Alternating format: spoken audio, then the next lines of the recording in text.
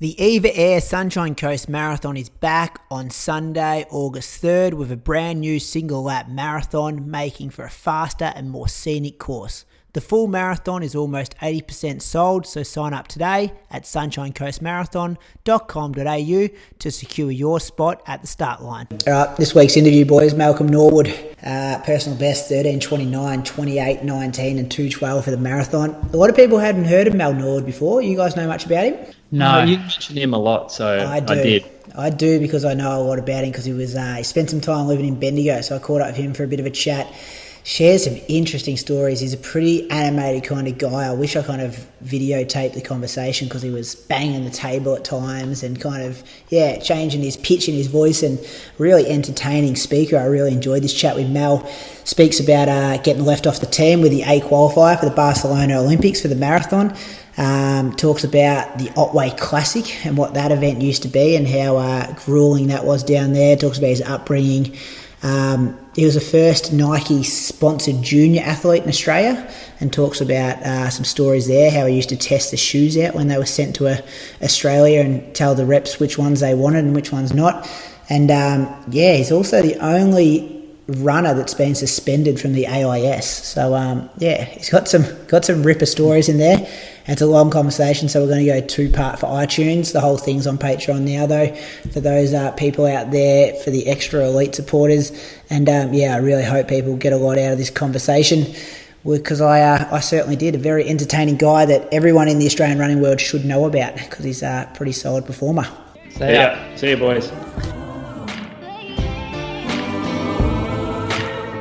Born to the river, the black blood in my veins. I found out when I was just a child that your skin can bring you so much pain. Now I hear you say you got the best of both ways. Won't you come and take a walk in my shoes and tell me if you take my place?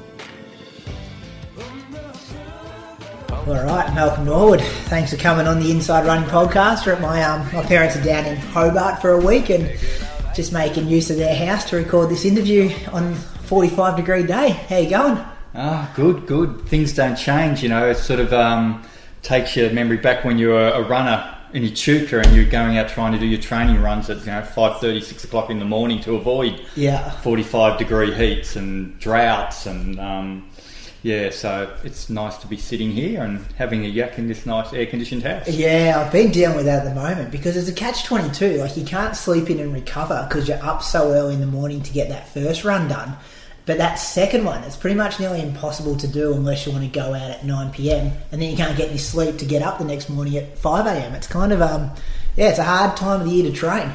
It's very tricky. I went through it at Echuca, as I said, from probably seriously shifting from football to athletics at 15, 16 and starting to sort of train twice a day on Monday, Wednesdays and Fridays. I remember my coach slowly, increasing my mileage, and he said, this is how you do it, by doing 2 runs, etc.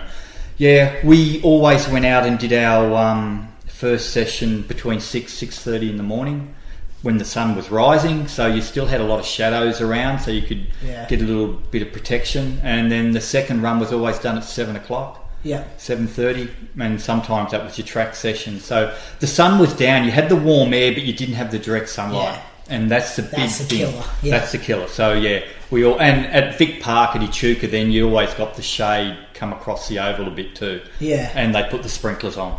Go through those everywhere. Grass track, but sprinklers, we loved it. It just sprayed you off and kept you cool. Before we start with too many stories about your time in Echuca and Albury before that, wasn't it? It was, yes. We'll go through some of your PBs. I'm not sure, we're just saying off air that because you were a runner in those kind of 80s and early 90s kind of thing, it was before that internet age, and it was a bit hard to find information on you. So I'm hoping these ones are right. 3:42 for the 1500? Don't know your own PB? I don't. Really? Honestly, I forget. So, it was 42-ish or high 41. Maybe it was 40. Yeah, maybe 42. Okay. I'll roll with 42. I like it. 7:54 for 3K. Yes, that's definitely correct. I remember that one. 13:29 for 5K. Yes, I remember that. 28:33 for 10K. It would be, yeah. 61:56 for the half marathon. World champs in England. Yes. Downhill course though. I can't recall what. Because it did start up and go down. Yeah. Yeah. Only because I looked up in the rankings and you're in like a separate category because it must have had more, or must have been net downhill or something like that. Okay. So. Yeah. I'm not sure about that stuff because I look back occasionally and have a look at times, and I see a lot of my times for 10Ks and that aren't listed. Some in Adelaide, which were flat courses, but obviously records weren't kept very well. But but that.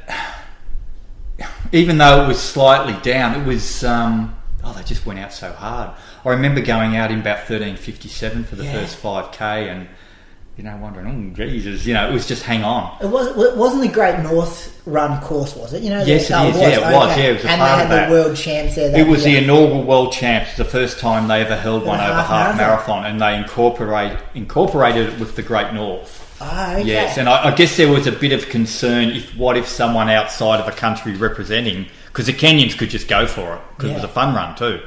So it caused a little bit. Someone outside just not wearing a national singlet could cross the line and win it. But I don't even know who won that year. I can't even recall. So you're not sure if it could, it could have just been because Kenya would have only been able to have 3 or 6 people in there, but their 10th best runner could have rocked up to the fun run and won it. Definitely. Yeah, because that's a net downhill course, but it's still got some rollers throughout it, doesn't it? Like it's definitely not a downhill. Yeah, and look, honestly, I'm quite vague with the layout of the course because I sort of got there 2.5 days before the race. Yeah, I just won the national cross country, I think, in New South Wales somewhere. Nowra? Yes, the first time they'd held it on that farm. Yeah, which was still use it today. Yeah. Really challenging course, but probably not a great lead-in. Because my first 5K was like under 14 minutes, and my legs weren't. I probably needed, sort of more like a 4-miler sort of road race, something a little bit fast just to get me ticking over. Tuned up almost. Yeah. So you were 16th. Yeah. That's right, gotcha. Was that first Australian that day? Can you remember? I was the only Australian. It was a very lonely trip. I'm sure it was. And it was the first time the South Africans had come out and competed too. Yeah, okay. So, I remember they were all sort of around in that motel where we were staying, and there was quite a bit of excitement on their behalf because, they'd left their country and this was the first time they'd been outside their borders and representing their country back in sort of open world athletics. So, it was a bit of history there too. Yeah. So, can you remember who else was in the race that day? Like any of the other internationals? Putting you on the spot a bit. You are. I should have got you. I really can't. Yeah. But just like anything, it's always a loaded field. Yeah. Especially world champs. World champs, everyone wanted to win that first title, I guess. And it was just half marathons were becoming very popular. Yeah, is that why Mona and Deacon that didn't race because half marathons weren't popular before that, or why were you the only Australian? Steve was running it, but maybe he just had something else on. I'm trying to think the time of the year. He may have just run Berlin. He may have been in a recovery phase. I can't. It's back in. You're talking 92, so he would have done the Olympics. Okay. Yeah, so he would have been on a recovery phase from, I think it might have been Barcelona. Is that 92? Oh, I did. Yeah. I think Barcelona was 92. Yeah. So, and that sort of race was sort of gifted to me a little bit because I didn't run 92 when I'd qualified. Yeah, well, that was kind of similar this year when they had the World Half Marathon Champs at Valencia, and it was almost the people that didn't make the Gold Coast marathon team, like the Ali Pashleys and those kind of Sinead Diver and all those kind of, the 4th or 5th in line at the time got sent on that team. So it's that's still kind of happening, I guess. Yeah, well, I think it's you've got to put your athletes out there and give them international experience. It's the only way they grow. To get into those fields where you run here in Australia and you're controlling the front pack. You step off overseas and all of a sudden you're in the middle of the pack. So you're more like an A-grade runner you know, and you're hanging on. You just got to hang on, and you get dropped a little bit, and you try and stay with that guy as long as you can. And it's a different game. It's a different feeling to your running, and it takes a little bit of a shift in your mindset to be able to handle it. And through that, if you could stay in that environment for a long period of time, which I could never afford to, because it was on the other side of the world. There was a cost, and I had a family back home in Australia. You know, if I could have packed everything up and just maybe said, "Well, I'm going," it might have been different. You'd been in that environment all the time, and you would have just, over a period of time, just gradually improved. Adapted to it, worked your way up. Did you go over with like a team manager or anything, or was it just literally get on the plane in Melbourne? He just went off, and I don't even know how I got from the airport over there. I guess someone from the race picked me up. I can't remember, but there was just nothing at all. You just went over. On that trip. It was all. I'm pretty sure I was completely solo. Cool. So then marathon 2:12:10 PB. Twins. Twin Cities. Debut, wasn't it? It was my first one. I was really fit. Yep. I was just eating up the hills up at Ferntree Gully. Yep. I trained a bit with a guy called Damien Cook for most of my long runs. He became my training hack, so to speak. He was I think Cookie was a 2:19. 2:19. There we go. Sorry, I'm not saying you're a track. I'm in trouble. I'll have a cuppa. But no, maybe Cookie was 220, 222, and we just belted out long runs together, and we were a really good match for one another. But that would have done him the world of good as well. Ben ran. He was in the best shape of his life, we just sort of. There were 3 mile hills up there. I know the 2 mile hill, which is famous, but we had some hills that went from the bottom of Belgrave there somewhere. I went back there a year ago and tried to redo the run with my daughter because we were getting ready for the 2 Bays? Trail? Because I did that this time last year. Yeah, that's right. Yeah, and so we did a 10 miler, and I tried to get back on that, but I just couldn't find the trails. You know, we end up getting lost. Yeah. So. But we had some great loops that were all forest. We got off the traditional Clarkey 2 mile hill sort of runs because just traffic was picking up and things had changed. And but really was that was probably the fittest I'd ever been aerobically as an athlete, about 92, and that was under the guidance of Rab. So And tell us about those long runs, without the Garmin's and the GPS and all that kind of data. Was it time on your feet, you're chatting away the whole time, or were you guys trying to put the foot down and drop each other and make it hard? How long were you going for as well? It was a combination of the two. Sometimes I'd lay back and just see how easy I could run, because that gave me a good guidance of how fit I was too. Because when I was very confident in my form, I didn't care too much. I'd run easy, and I was quite happy to do that because I knew I was in shape, and all I was doing was absorbing the miles. So the easy run was really important to master.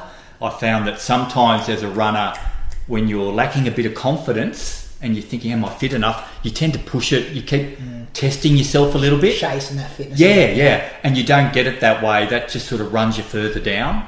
Because you're just putting too much energy into a 35k run, which 35k is long enough. So our runs out there anyway, we're meant to be about 35, 32 to 35. We don't really know, because I tell you what, you run up there and we'd roll up some of the long hills. You can't tell me we were averaging 4-minute Ks. We were doing about 3:45s on a lot of sections, during falling back to 4 maybe when we were talking, and then a 2 mile hill or a 3 mile rise through the forest. The pack would be there, and the time you got to the top, you were by yourself and someone was 20 metres behind you, and then you'd just jog around in a circle for a while and regroup, and off you go again. So I think the longest I ran out there was about 3.5, which was my over distance run prior to Twins. 3.5 hours. Probably 3.5 hours. So you would have got some Ks in that day if you... Yeah. Cookie was worn out.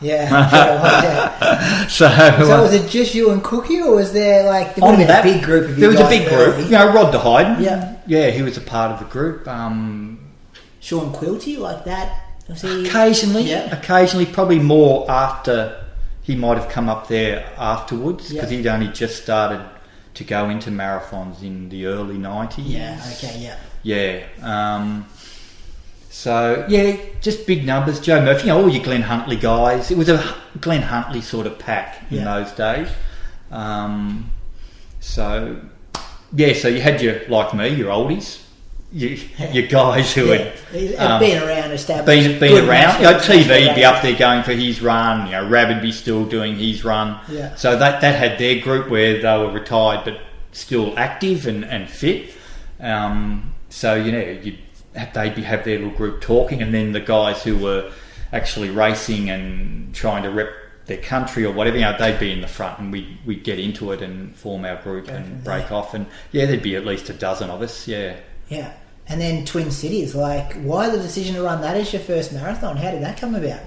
How did that come about? I was approached to run Chicago. Yeah. Now, at that point, Chicago had, I think it had fallen apart.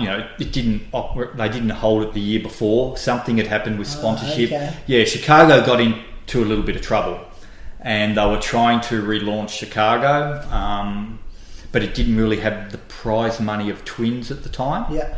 And, they sort of said, come over here. So I had two places sort of wanting me. And that was purely looking in a book, really. Yeah. What races are overseas, I like the look of Twins. I like the look of Chicago. The dates suited coming off our winter. Yeah. So I knew I was going to be fit and... and the reason why I ended up going to Twins and not Chicago was purely weather. Really windy, and I remember that year Chicago was held the person won in about 2:14ish or so, but I had really strong winds and pretty bad weather. It's called the Windy City for a reason. Yeah, a reason. But they sort of said, no, if you come over and do this one, we'll look after you down the track. We're just trying to re-establish Chicago. But at the end of the day, I just for some reason lent to Twins and really enjoyed the race. The people were great over there. The atmosphere was fantastic. And just had a great day. On the day it all clicked. It's probably done the opposite to Chicago. Chicago's become one of the world marathon majors and got bigger and bigger, and it's one in 2.5 or 2.4 or whatever these days. And Twin Cities, if you're a fan of the sport, you still pay a bit of attention to it, but you don't really. That's why I asked. I was like, Twin Cities, I wonder why you raced that one, but you seem to describe that as higher level than Chicago. No, I guess something happened. I can't recall. Something happened with Chicago because it was big prior. But, right. but it just collapsed with sponsorship. Something went wrong, and they were trying to bring it back to life again. And this was the first one back after it folded for a year or two, maybe. You'd have to go back and look at your history. I'm not sure. But Twins, Boltsy had won. Daniel Bolts, who's sort of an Australian, Swedish athlete. But anyway, he'd won Twins a couple of years before. Adam Hall from Australia had run at Twins. So it had a little bit, and they were friends of mine, so I knew of it. Yeah. And it did have, I think it was $25 US for the win. It was, I looked it up. Well, actually, when I looked your name up, that popped up too. Yeah. So in 1991, that's a nice payday. It was nice. US dollars. It was 30-odd thousand Australian. Yeah. So, and I wasn't after a blistering race. Yeah. I wanted a run where I could just go out and be comfortable for the first half and feel good. And it was perfect for me that way. Because I remember I really felt I was probably more like in a 2:10.5 shape off my half marathons and everything like that. But there's a risk in that when you've never run a marathon before. So I had a little bit more of a conservative approach to my first one was, and Rab said I wasn't allowed to ever take the lead. I was under some strict rules. Yeah. You're just going to sit. And I remember running Twins, and I went through the halfway mark, and I was just we were dawdling at 68 or 67.5. Yeah. 67. It wasn't very fast. It was just under 67, maybe. And I was just jogging. I felt like I was just jogging. Yeah. And the guys in the lead pack were trying to make me take the lead. And I remember saying to one of them, this is probably about 15k from the finish because we got into a bit of headwind along the river there. And he said to me, "Go on, take the lead." I said, "Oh, no, I'm not allowed to." My coach said, "I'm not allowed to. I just got to sit and wait." and that was it. I just took it, literally. So when did you hit the lead then? You win the race. You must have hit the lead at some stage. About 3K, 2 mile. to go, yeah. Yeah, that was setting my mind to go 2 mile. Yeah. Like a track race, 2 miles. And do they have miles markers on the course, not kilometre markers? Yeah, miles all along the course. And I had a guy, I think you pronounce his name Kempton. Yeah. He was the US cross-country champion. Oh, right, yeah. And he was a local, and he was running his debut as well. So I didn't realise that at the time.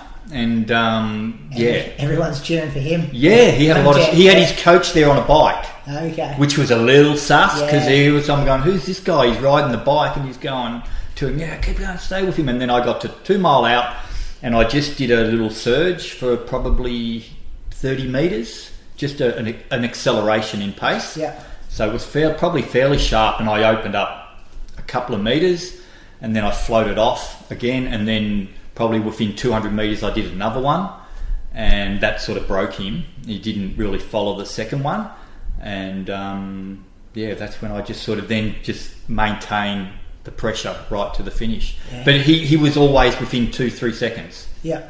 Yeah, so he was a good runner, and he went on to run 2:08, I think, at Boston. Yeah, following, he ran the Olympics for at Barcelona for the US. Yeah. He came third in their trial. Yeah. And then ran, I think, even a sub 2:08 at Boston in one of those tailwind years. Yeah.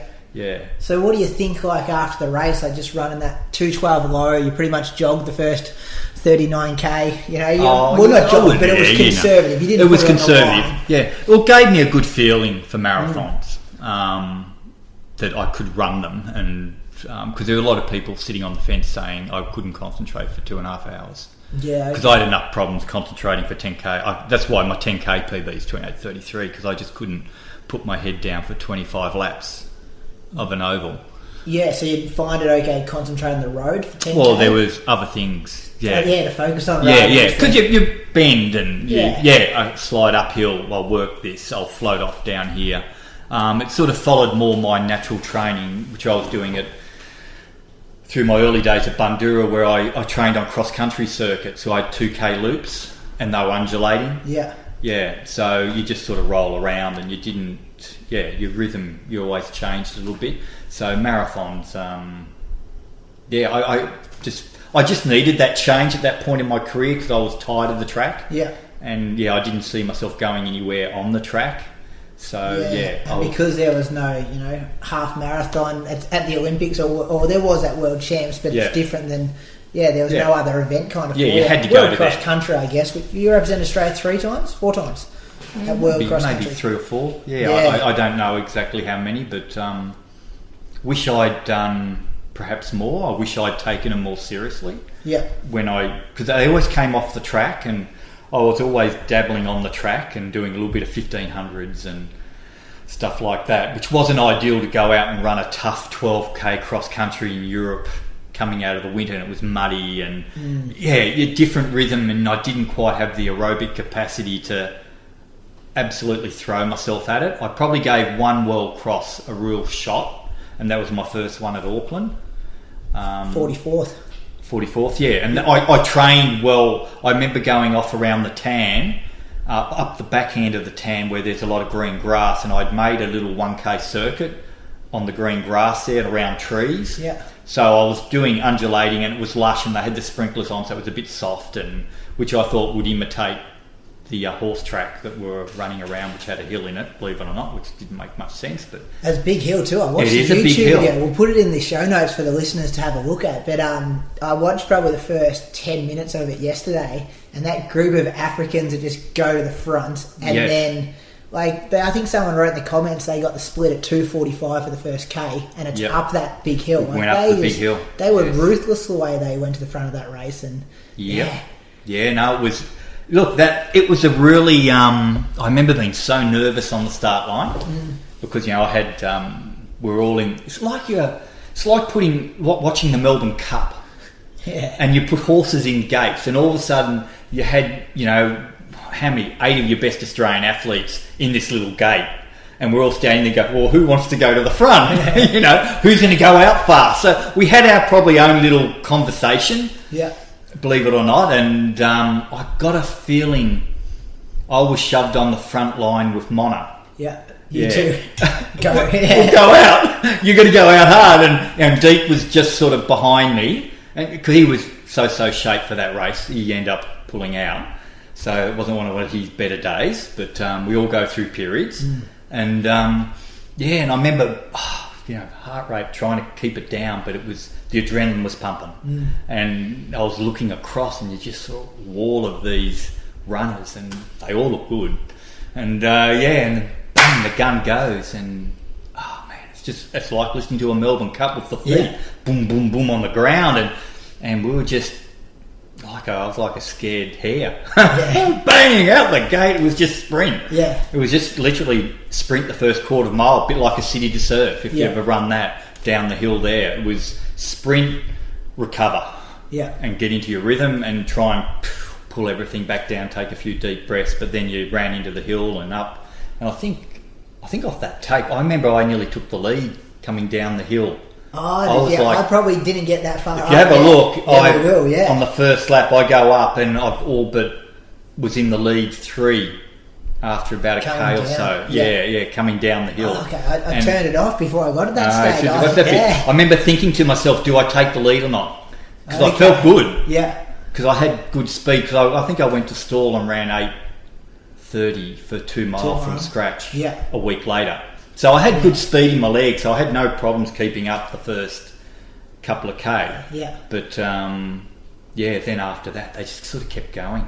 I remember we got to the flat and went around the bend, and I sort of pulled back a little bit to 12th or something in there, and there was a big group, and you just watched them move away and just keep rolling over the grass. So, it was an awesome experience. And cross country, that was from what I looked up, people described you as, I think someone said you're an animal at cross country. You're the guy that no one wanted to race against when you're fit because you were so, I think you talked about when people couldn't get that rhythm, you found that your best kind of strength. It's hard.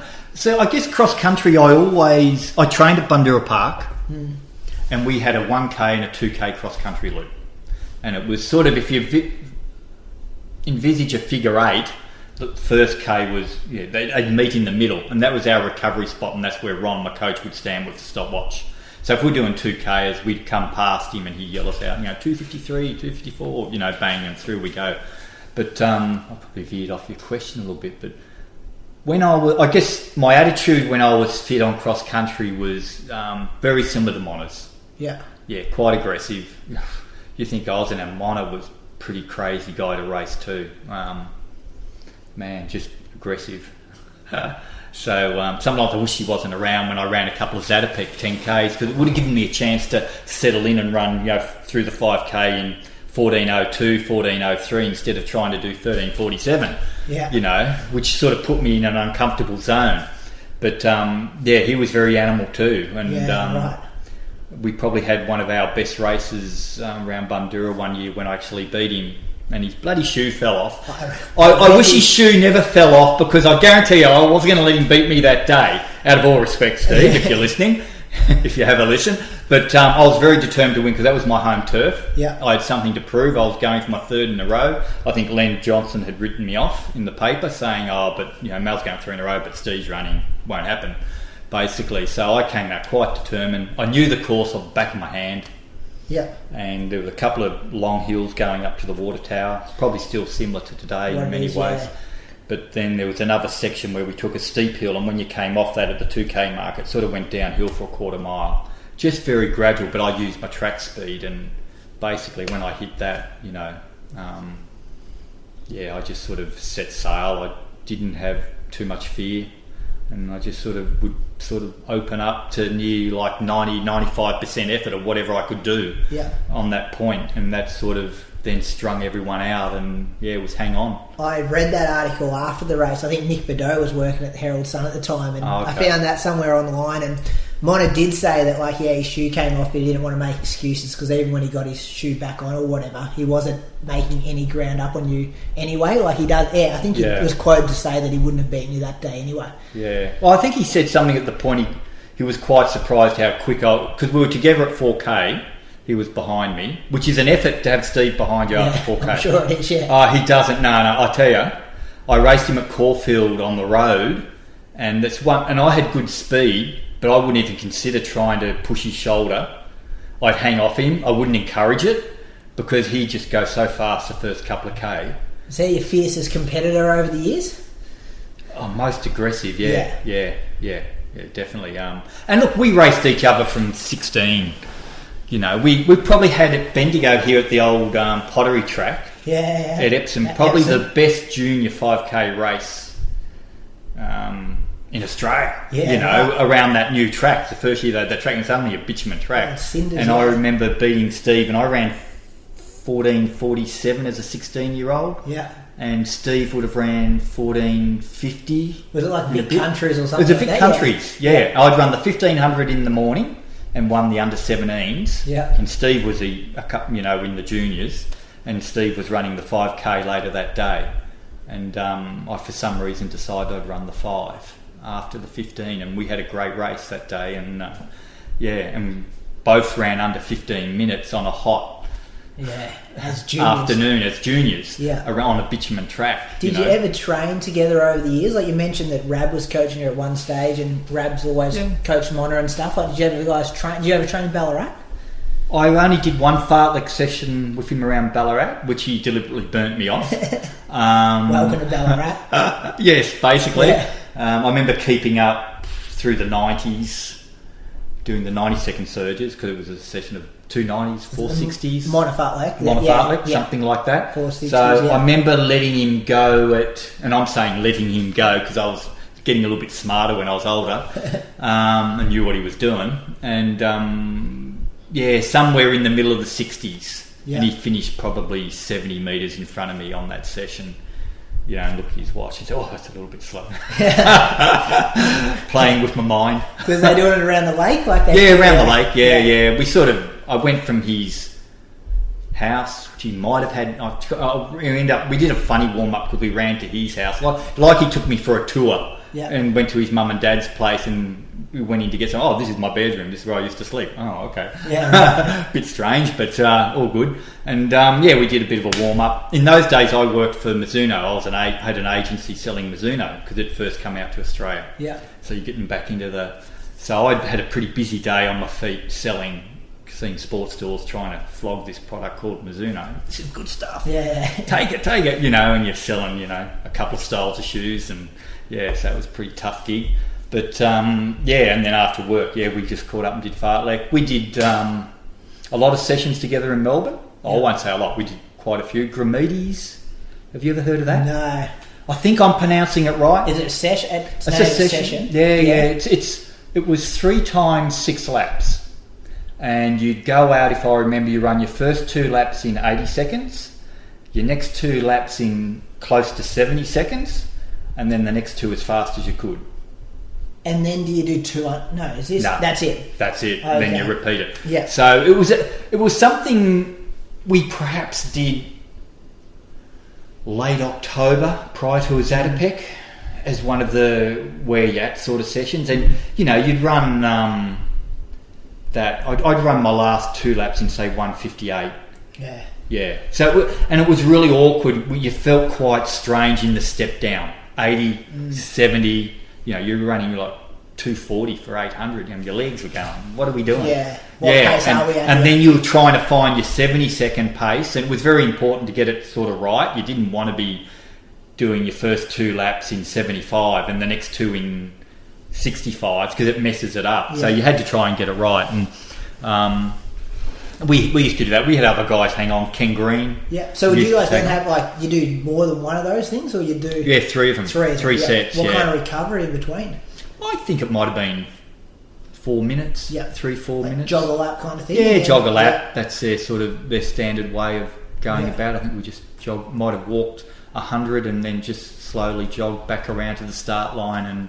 Sounds like a good session. I wonder why it's been lost. Like you don't even in this Instagram kind of world where you can see everyone's training and Strava and that. I've never seen it pop up anywhere. To me, if you look at that, where I think it's good if you're a runner and you're running a championships and they go out at a dawdle, it teaches you to be able to handle a step down in pace or an erratic change in pace. So I loved it. I thought it was. Really challenging those last 2 laps. And look, we had people who would mentally struggle with stepping down into 70 knowing what's coming up next was going to be a sub 60 lap followed by another sub 60 lap. So, because I'd bang out. And Steve wasn't, don't people slow, Steve wasn't far behind me.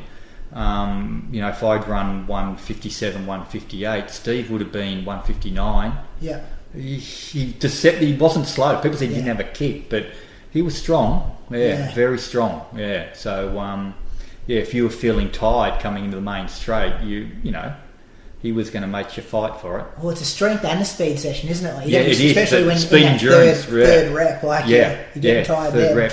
Yep, definitely. Yeah.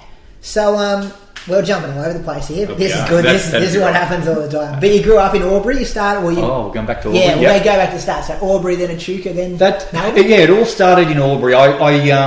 My dad was involved with the YMCA, which was a youth movement for kids on the street. So he, the YMCA held an inaugural fun run from somewhere out near the Hume Weir into. I'm trying to think of the name of the park. It's near the Albury Footy Oval, anyway, Noriel Park. Yeah. Okay, and that's where they had trampolines all set up for kids to jump on. Anyway, it was a 10-miler. Yeah. And I happened to run it for some unknown reason. I would have been 7, 8, something like that. And I remember the coach of the Albury Athletic Club was there, and like any little kid, I sprinted off. We probably led the first 400 metres and then had to walk. And anyway, I finished. Walk, jog all the way. I got there, and it was a tough, hot day. 10 mile, And this guy saw me, and because I passed this coach several times during the run in my spurts. So basically, I was sprinting, jogging, walking, had no idea. I just was going with energy flows, I guess, to put it that way. And that's where my running started. And I think I came in third last. Yeah. Yeah, but I finished. I finished. And and then from there I ran shortly after, I guess I was in grade 4, and we had a thing at our school, Albury Public School, which, funny, wasn't kicking footballs, but at lunchtime we had these old peppercorn trees which we used to sit in, and there was a tin fence sort of 40 metres away, and it became a competition of running to the tin fence, and it was dirt on the ground, touch the tin fence and get back to the peppercorn tree. And we'd have an elimination process to see who was the fastest kid. And there was me and another kid called Chris Lemke. I can still remember his name. So it's going back. There was rivalry. We were the two fastest. And by the end of the day, just before the bell was about to go, that'd be the final runoff, because it was always us two. And we were always disputed who won. We basically dead heated. Yeah, need a photo finish. Yeah, you needed. Yeah, I won. Nah, he won. So you had your groups there. And then we had school sports, and the 100 metres came up, and I lined up against Chris, and I actually beat Chris, and wasn't much in it, but I actually got the win. There were judges there, and then the last event of the day was the 800, which was sort of like 2 laps around a hockey field or whatever. They made it up in some way. You could imagine in those days they didn't have a 400 metre track. They still do it these days as well. When the schools don't have athletics track, it's just kind of those distance ones. You go around, they roughly. So whatever it was what it was. So I remember jogging. Apparently I jogged the first 400 and I was well back, and then I just sprinted the last lap and I came in third. And the phys ed teacher, and this was against grade 6s, the whole school. So Chris wasn't in this one? No. A guy called Jonathan Gould won it, who was, a really good state level swimmer, all-round sportsman of the school. And so I came in third, so I was reserved for the 800 and made the 100. So I went to the inter-school sports. Oh, what happened? Jonathan Gould broke his arm. So Mel got promoted to the 800 for the inter-school sports. So I've gone to the inter-school sports, and I'm all excited about my 100. And the phys ed teacher came up to me and said, Mal, we'll put Chris in the 100. You're going to concentrate on the 8. And I was really disappointed. I was really pissed off, actually. Yeah. I was a little kid. Sat there all day in your house, in your school group, on the grass, you're just sitting there waiting for this 800 at the end of the day. I was really quite, and I remember I lined up, and there was a bigger kid, a 6th grader there, and he said to me, because once again I had to start behind him, he said, just stay out of my road. And I remember he said a remark to me. I was like, and ended up winning it. Yeah, right. So did you bottle a bit of that anger throughout the race, and like did that come into your mind? No, it was just a natural. It was a natural. I just ran. Yeah. I took it. I ran 2 laps this time, not 1, and won it easily apparently. And went to Riverina. That's in Wagga. Yeah. For the I guess the regional division a regional or whatever. Yeah. Finished second, and I was still in grade 4 against grade 6s, and then went to Sydney. And that was the beginning of it. And went to Sydney and won my heat at the state titles at probably at one, not the Sydney Cricket Ground, but there was another really nice grass track. And then remember lining up for the final, thinking I was a good chance. I ran 2:20 something.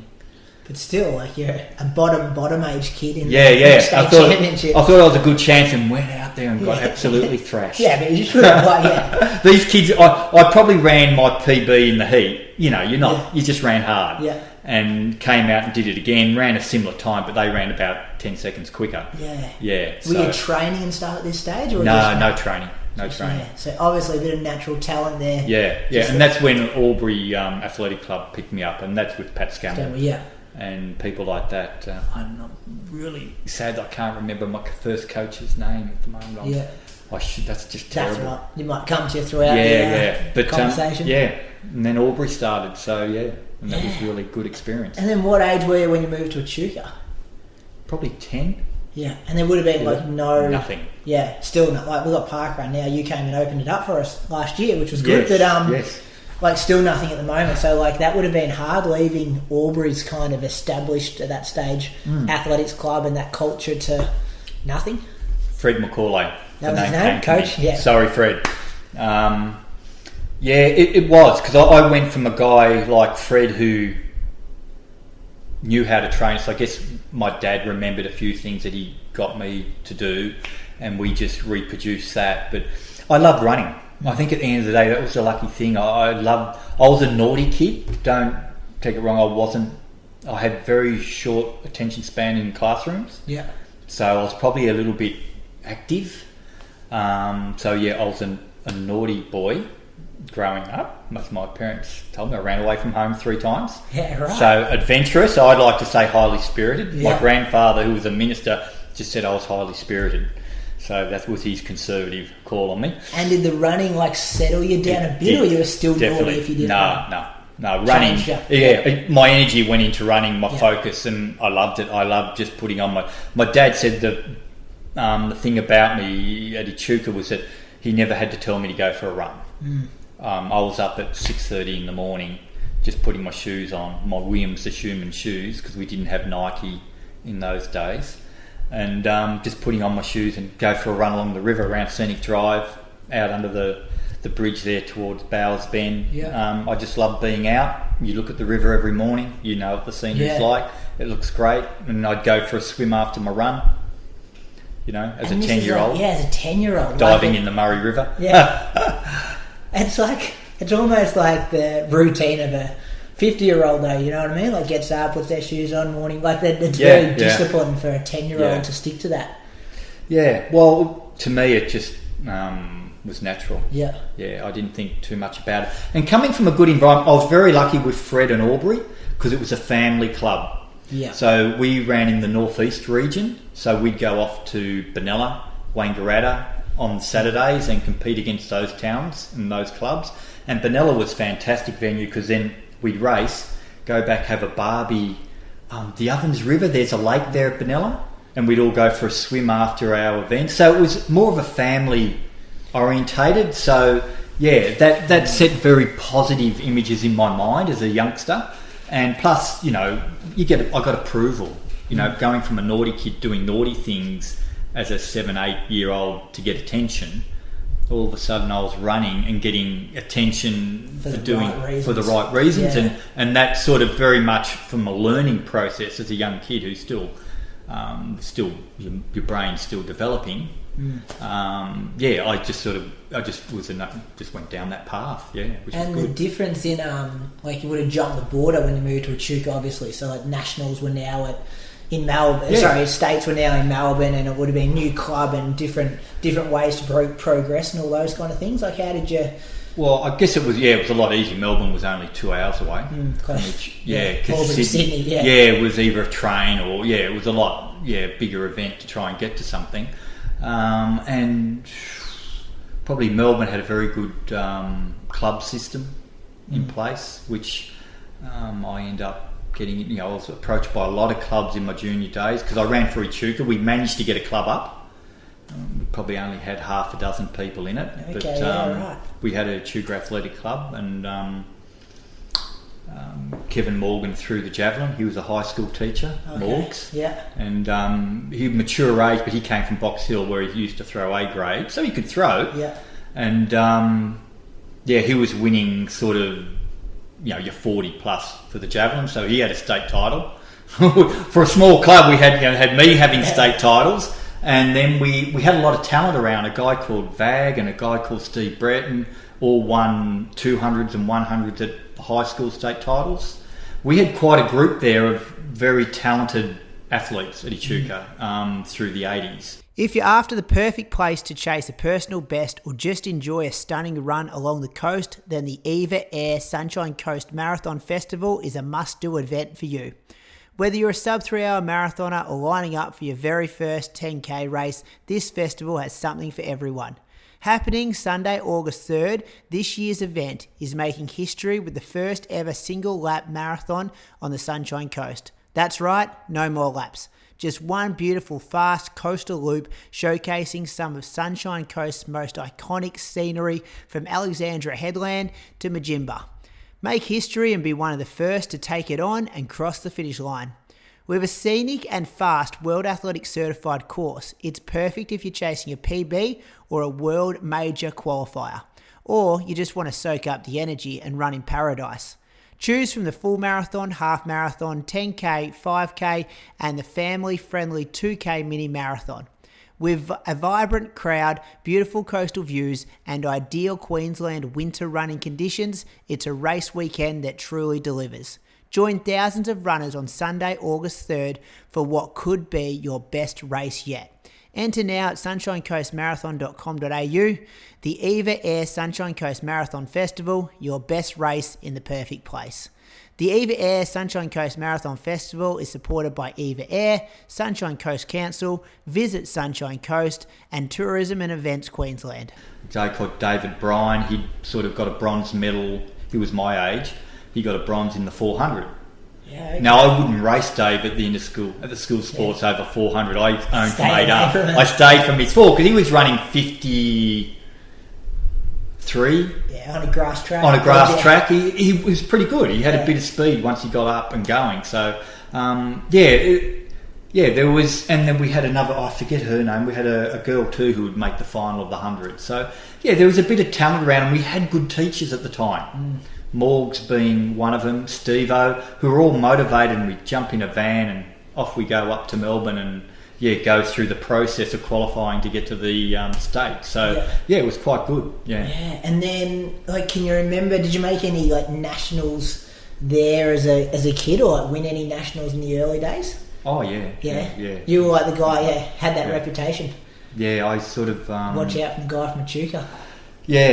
Look, I reckon it's a hard thing to say what's good for a young kid growing up. How much is too much? What's the balance? Well, you got it right because you turn into a good senior athlete. You see these kids that drop out and don't make it. Well, I was coached very well by Ron Brinkett. I was very lucky to bump into him when I was about 14. I went to Kyabram and he was just travelling around doing coaching seminars and stuff like that. And my parents talked to him and he said, I'll have a look at him one day when he comes up to Melbourne. And I went to Doncaster and just going through the high school system and I came out and ran and he sort of came over and said, look, I might be, I'll write him some programs. So that's sort of where it started with Ron. And Ron was an American. So I got introduced to interval training, which I didn't know too much about, but he had a nice blend of, he was Prefontaine, because Oregon, he went through the uni system himself as an athlete, and he was at in those days at Phillip Institute of Technology, now Pitt. I don't know what they call it these days. Had a Bundoora there. There's a big track there. Latrobe, Latrobe. It's now Latrobe, is it? I think so, yeah. Yeah. Anyway, he taught anatomy, physiology for chiropractic. Yes. Yeah. So he was very intelligent, knew his stuff, and he just really brought me along nicely. From training 3 days a week to, all right, now we're going to introduce you to Sunday runs and, doing an hour run, tempo runs, a little bit of Lydian type training, a little bit of the American system with intervals. So I got a really nice blend as a junior. I think I was very lucky. And each year he just said to me, I'll increase your mileage by, 10, 20%. That sort of thing. And I remember the first time I cracked 100 Ks in the winter. I finished my track season. I don't know, I might have been 17. How do you know it's 100 Ks then though? Like, were you guys walking around with a wheel and measuring? Yeah, basic car. Scenic drive. You'd drive around, that was whatever this was. So you'd always run on those measured tracks so you could put in your diary. You knew where you were. You knew where you were. And you knew where the 1K was, or it was always challenging with Ron because he talked miles a lot. So I had that mix of miles and Ks. That's just sort of how I evolved. I think he was instrumental in getting me through schoolboys because I raced a lot. I remember one season I lined up as a junior and I looked down the back straight. It was March, and I remember I just looked down the back and all I could see was white lines. I was over it. I was. He used the word burnt out for that season. I just sort of had enough, and I ran my last race, bang.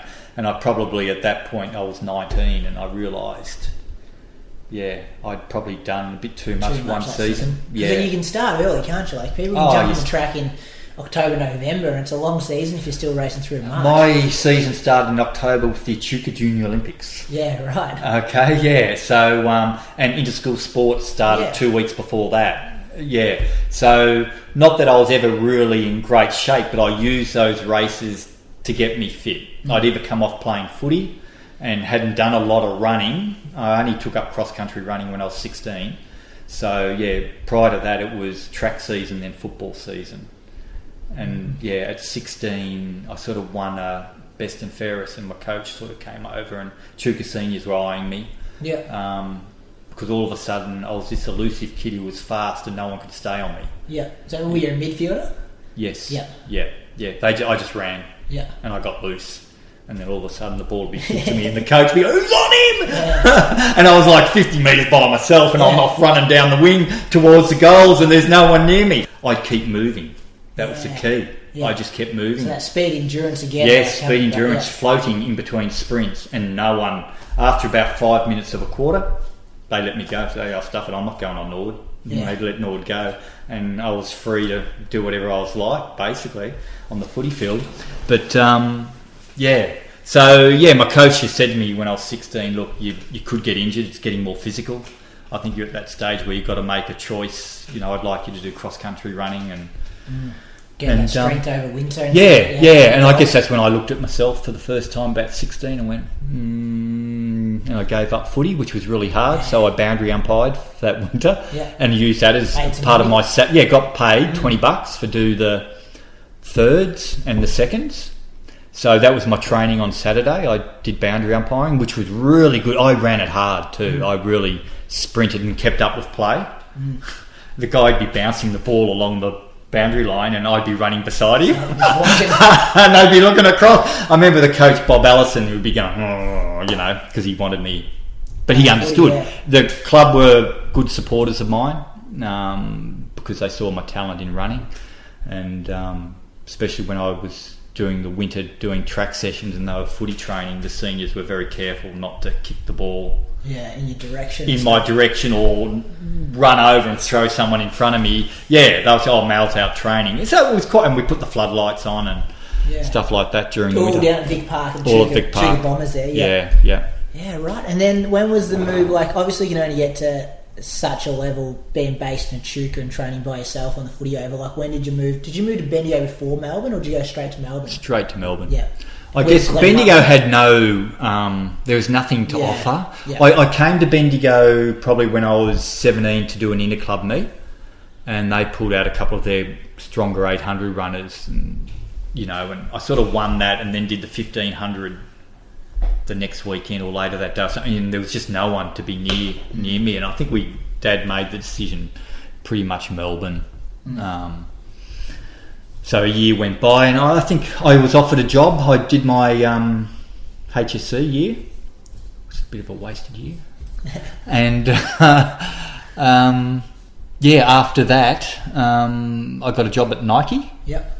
I remember Raylene Boyle rung up and offered me a job. Would have been early days with Nike too, wouldn't it? Impression Sportswear. Yeah. They were the distributors for Nike, so Nike had only just come in Australia, so that you're talking 1982, 3. Okay. Yeah, so Nike, no one heard of Nike. No one knew anything about Nike at all. It was Adidas, Puma. Yeah. Like Reebok and that? Not really. They were the only two running shoes. Yeah, you had Adidas, Puma, Dunlop Volley. Yep. Or Williams the Shoeman. That was it. Yeah, that was an old shoe store. It was an old shoe store in Echuca, and you just buy Dunlop Volleys basically. Yeah. Dunlop sort of shoes. That's what I wore when I was a junior, sort of like till 16, and then I was 17, and I became the first junior athlete in Australia to be sponsored by Nike. Yeah, I remember you telling me a story about this actually one day. Yeah. So that was quite a big thing. And did Raylene hook that up? Raylene and a guy I called Jock, Jock Williams, who owned a sports store in Echuca. He still runs around Echuca now. Jock.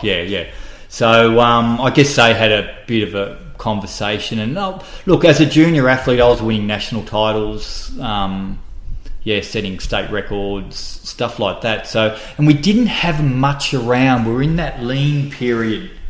Clarke had sort of retired.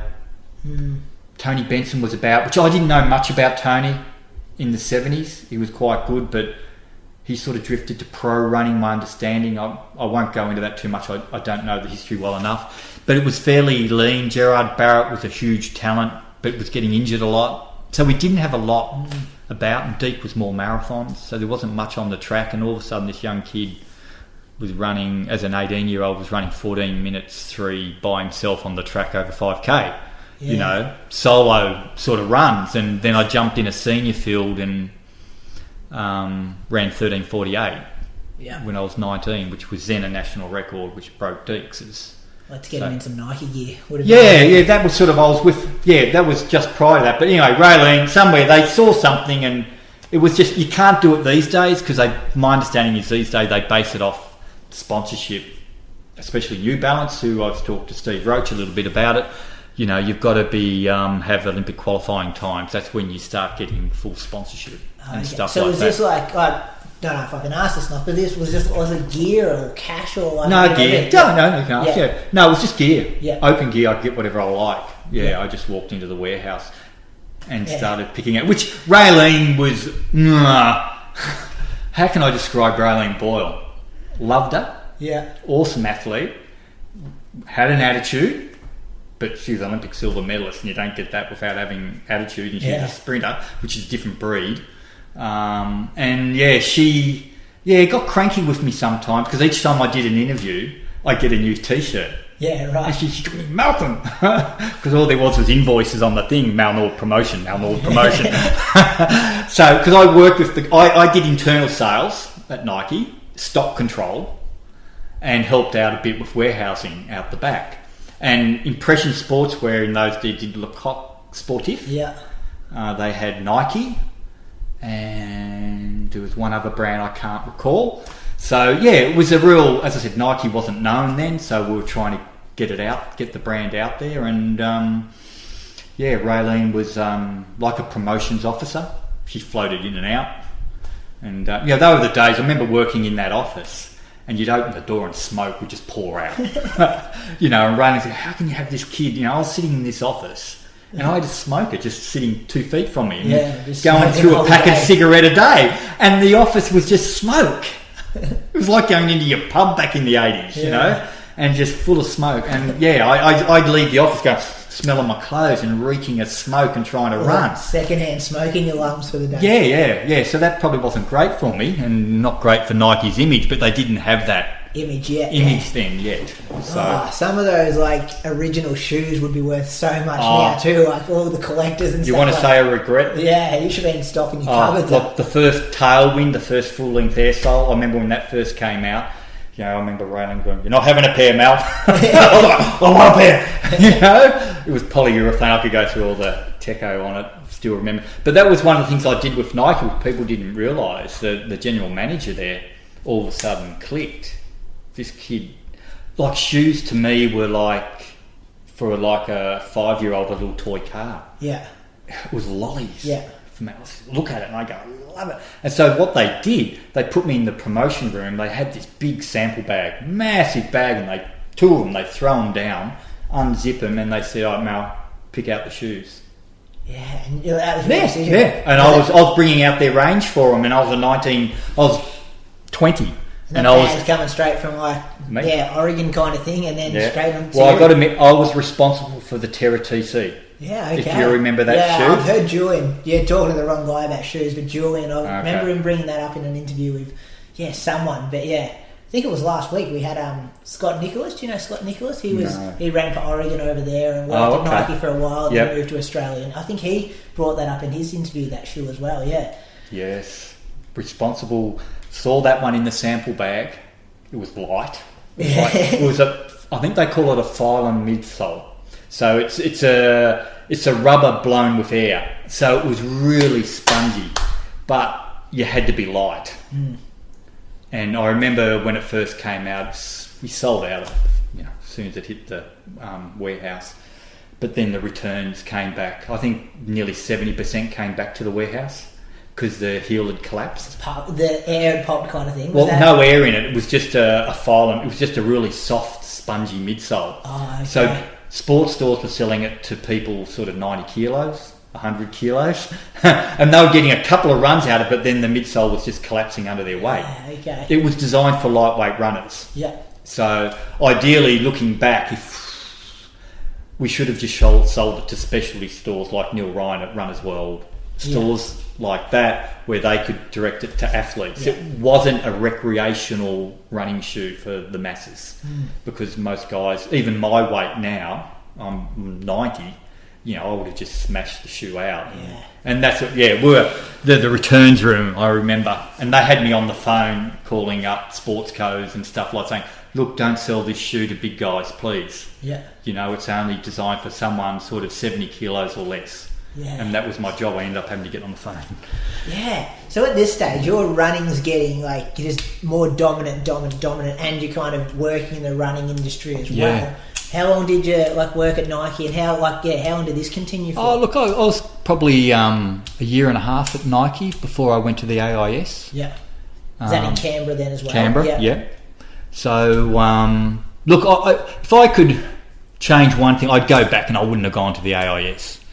I had my dream job, Nike. Yeah. I had a career. And you had a balance as well, I had a balance, Yeah, they allowed me to do work part-time, but they only paid me part-time. But that could have changed too with the, I just had to give it more time. Opportunities. I loved my time there with the company because it was, as I said, a young company. I worked with a guy called Peter Welsh who played for Richmond Football Club, and Woosha since has passed away of cancer a decade or so ago. So they're great people there. About a year and a half with them, and then the opportunity. I was being chased to go to Canberra because the AIS was having trouble producing athletes, and I'd only been a year and a half in Melbourne too. So there was a big change for me from Echuca to Melbourne. I remember talking to my coach about it. They want me at the AIS. I had a lot of pressure from my parents to go to the AIS because of financial reasons, to get support so I could travel. Because you would have been supporting yourself. Yes, everything myself. All your rent and all that kind of stuff. I was paying my own rent. I had a little 1-bedroom apartment in Thornbury. Worth heaps now, I reckon, that one. Probably. But mind you, in my days, at drunks outside, it was a pretty rough area. It was a pretty rough area. So, I remember I used to run down near the there was a bowling 10-pin bowling centre near Thornbury. Maybe it was a neighbouring suburb. Anyway, I was doing my morning run around the footy oval there because it's a big grass area, and it was sort of dark, and I just sort of ran down there because you got off the roads. You're very much trapped in a concrete jungle. And I got home from a run, turned on the radio, and some young girl had been raped and stabbed down there. And here I am that morning. I don't know, I probably ran past the body or got within 200 metres of it because I was doing the perimeter. Yeah. And so I was quite scared. I was waiting for the police to come and knock on my door and say, you were... Started running. Yeah, I go, oh my God. So I didn't go there and run for quite a lengthy period of time. I ended up getting shin splint. Yeah. So, because I was caught on the footpaths and rode all the time. But, we've probably veered way off. That's what we do on this podcast. We just go down random rabbit holes. Yeah. So you got to, like, it's almost like you were there, but you never got to the top kind of thing. Like, I know I was talking to a bloke yesterday and they described you as one of the most unluckiest athletes because you had such tough competition to get on Olympic teams and like world champ teams. Like, I know you made a couple of world cross countries and things that. And like, even just looking at your Zatopek record, like a second, a third, a fifth, like so close but yet so far. Yeah. I guess a lot of things, I squandered a lot of years from 20 to 25, which is my fault. Maturity thing. I think I needed an influence of a maturer aged athlete who had been there and done that. There's a lot behind the scenes that happened. I was sort of touching on a little bit with the AIS. My coach had told me not to go to the AIS, give Melbourne another year. You just made a big transitional change from Echuca to Melbourne. And I just ran 13:48. I'd just gone over to Perth and came third in my national cross country as my first year as a senior, and I was only 20. He sort of said to me, he broke it down like that. I said, you're doing really well. I think you need another 12 months in Melbourne. Don't change what isn't broken kind of thing. He said, just give it another 12 months. And all the competition was in Melbourne. Then, on the other hand, this has been pretty open, I had my parents over here. And then I had a guy called Pat Clohessy, and this is where I get in trouble, at the AIS, sort of going through to my parents to get me. And in the end, I made, and Chloe admitted it, Chloe and I clashed a bit. That's pretty open there. So he was the director of... he was the head coach for distance running at the AIS. And then did Dick Telford take over from him, like a similar role? Dick was science department. Okay, Yeah, more testing, etc. And wasn't meant to be dabbling in the coaching. Yeah. But people went that way. More science. Very similar to my coach Ron. They were very good friends, Ron and Dick. And Dick was based in Canberra at the time as well, so to get you up there, train with Dick. Yeah, well, that was the idea. Dick was never there. He was in the US. Yeah. That was probably, they used Dick a lot to lure people up there, but Dick was rarely there. Yeah. He'd sort of be back there for a few months and then go back to the States because he was up at Boulder more, training at altitude and that is doing interesting because, you get that picture that was kind of his training playground for years and years, and he'd be there all year round. Yeah, not all year round. He spent a lot of time in Boulder. He was probably one of the first Aussies to go across there and do that. So I guess sort of coming back to it, that I probably went to Canberra at the wrong time, and it was my first stumble, my first mistake. I think I had a really good junior career, only got beaten a couple of times in my junior career, did as much as I could, and then entering into my senior years, that's the first time I went against what my coach told me to do, mainly because of pressure being exerted, financial reasons, by my parents. Because, basically I was working part-time at Nike. You're lucky to be bringing in $300 a week. You pay your rent, you pay your food, and you're probably looking at $20, $30 in your wallet, which was more than what it is these days, but not a lot. Still, you couldn't have air tickets anywhere. You're just making it. You're just covering your ends, basically, your expenses. So, I went to probably Canberra for the wrong reasons. And once I got there, I wanted to stay under my current coach, Ron, but I was getting a lot of pressure to come under closed training, which I don't know, Pat and I just never quite clicked. And plus, I didn't have social media to understand who Pat Clohessy was. Yeah, okay. Just is the guy who's in charge of I didn't know Pat's history. So I was a bit naive. You've got to understand that, you know, I didn't even really understand a lot about Ron Clarke. Yeah. When I was 20. I grew up on Kevin Sheedy, Royce Hart. You could ask me more about the Richmond Football Club and AFL football players. I'd tell you more than what I would about athletes. Yeah. You know, because you said it wasn't in the media that much, and I grew up in Echuca. Yeah. Country town. It was all netball, football, cricket, football, netball, and it was store. Yeah. When you talk running, you talk store. Yeah. And that was it. You know, I remember an interview at Echuca, and they said to me, I was a schoolboy, and they said, so what's your goal, Mal, to run at store? You know, no mention of Commonwealth Games, no mention of there weren't World Championships then, but there's no mention of Olympics. It was store. Yeah. And that's just sort of how it was in Echuca. You know, it was a little town of, 5,000-6,000 people in those days. So, but yeah, going back, I went to the AIS.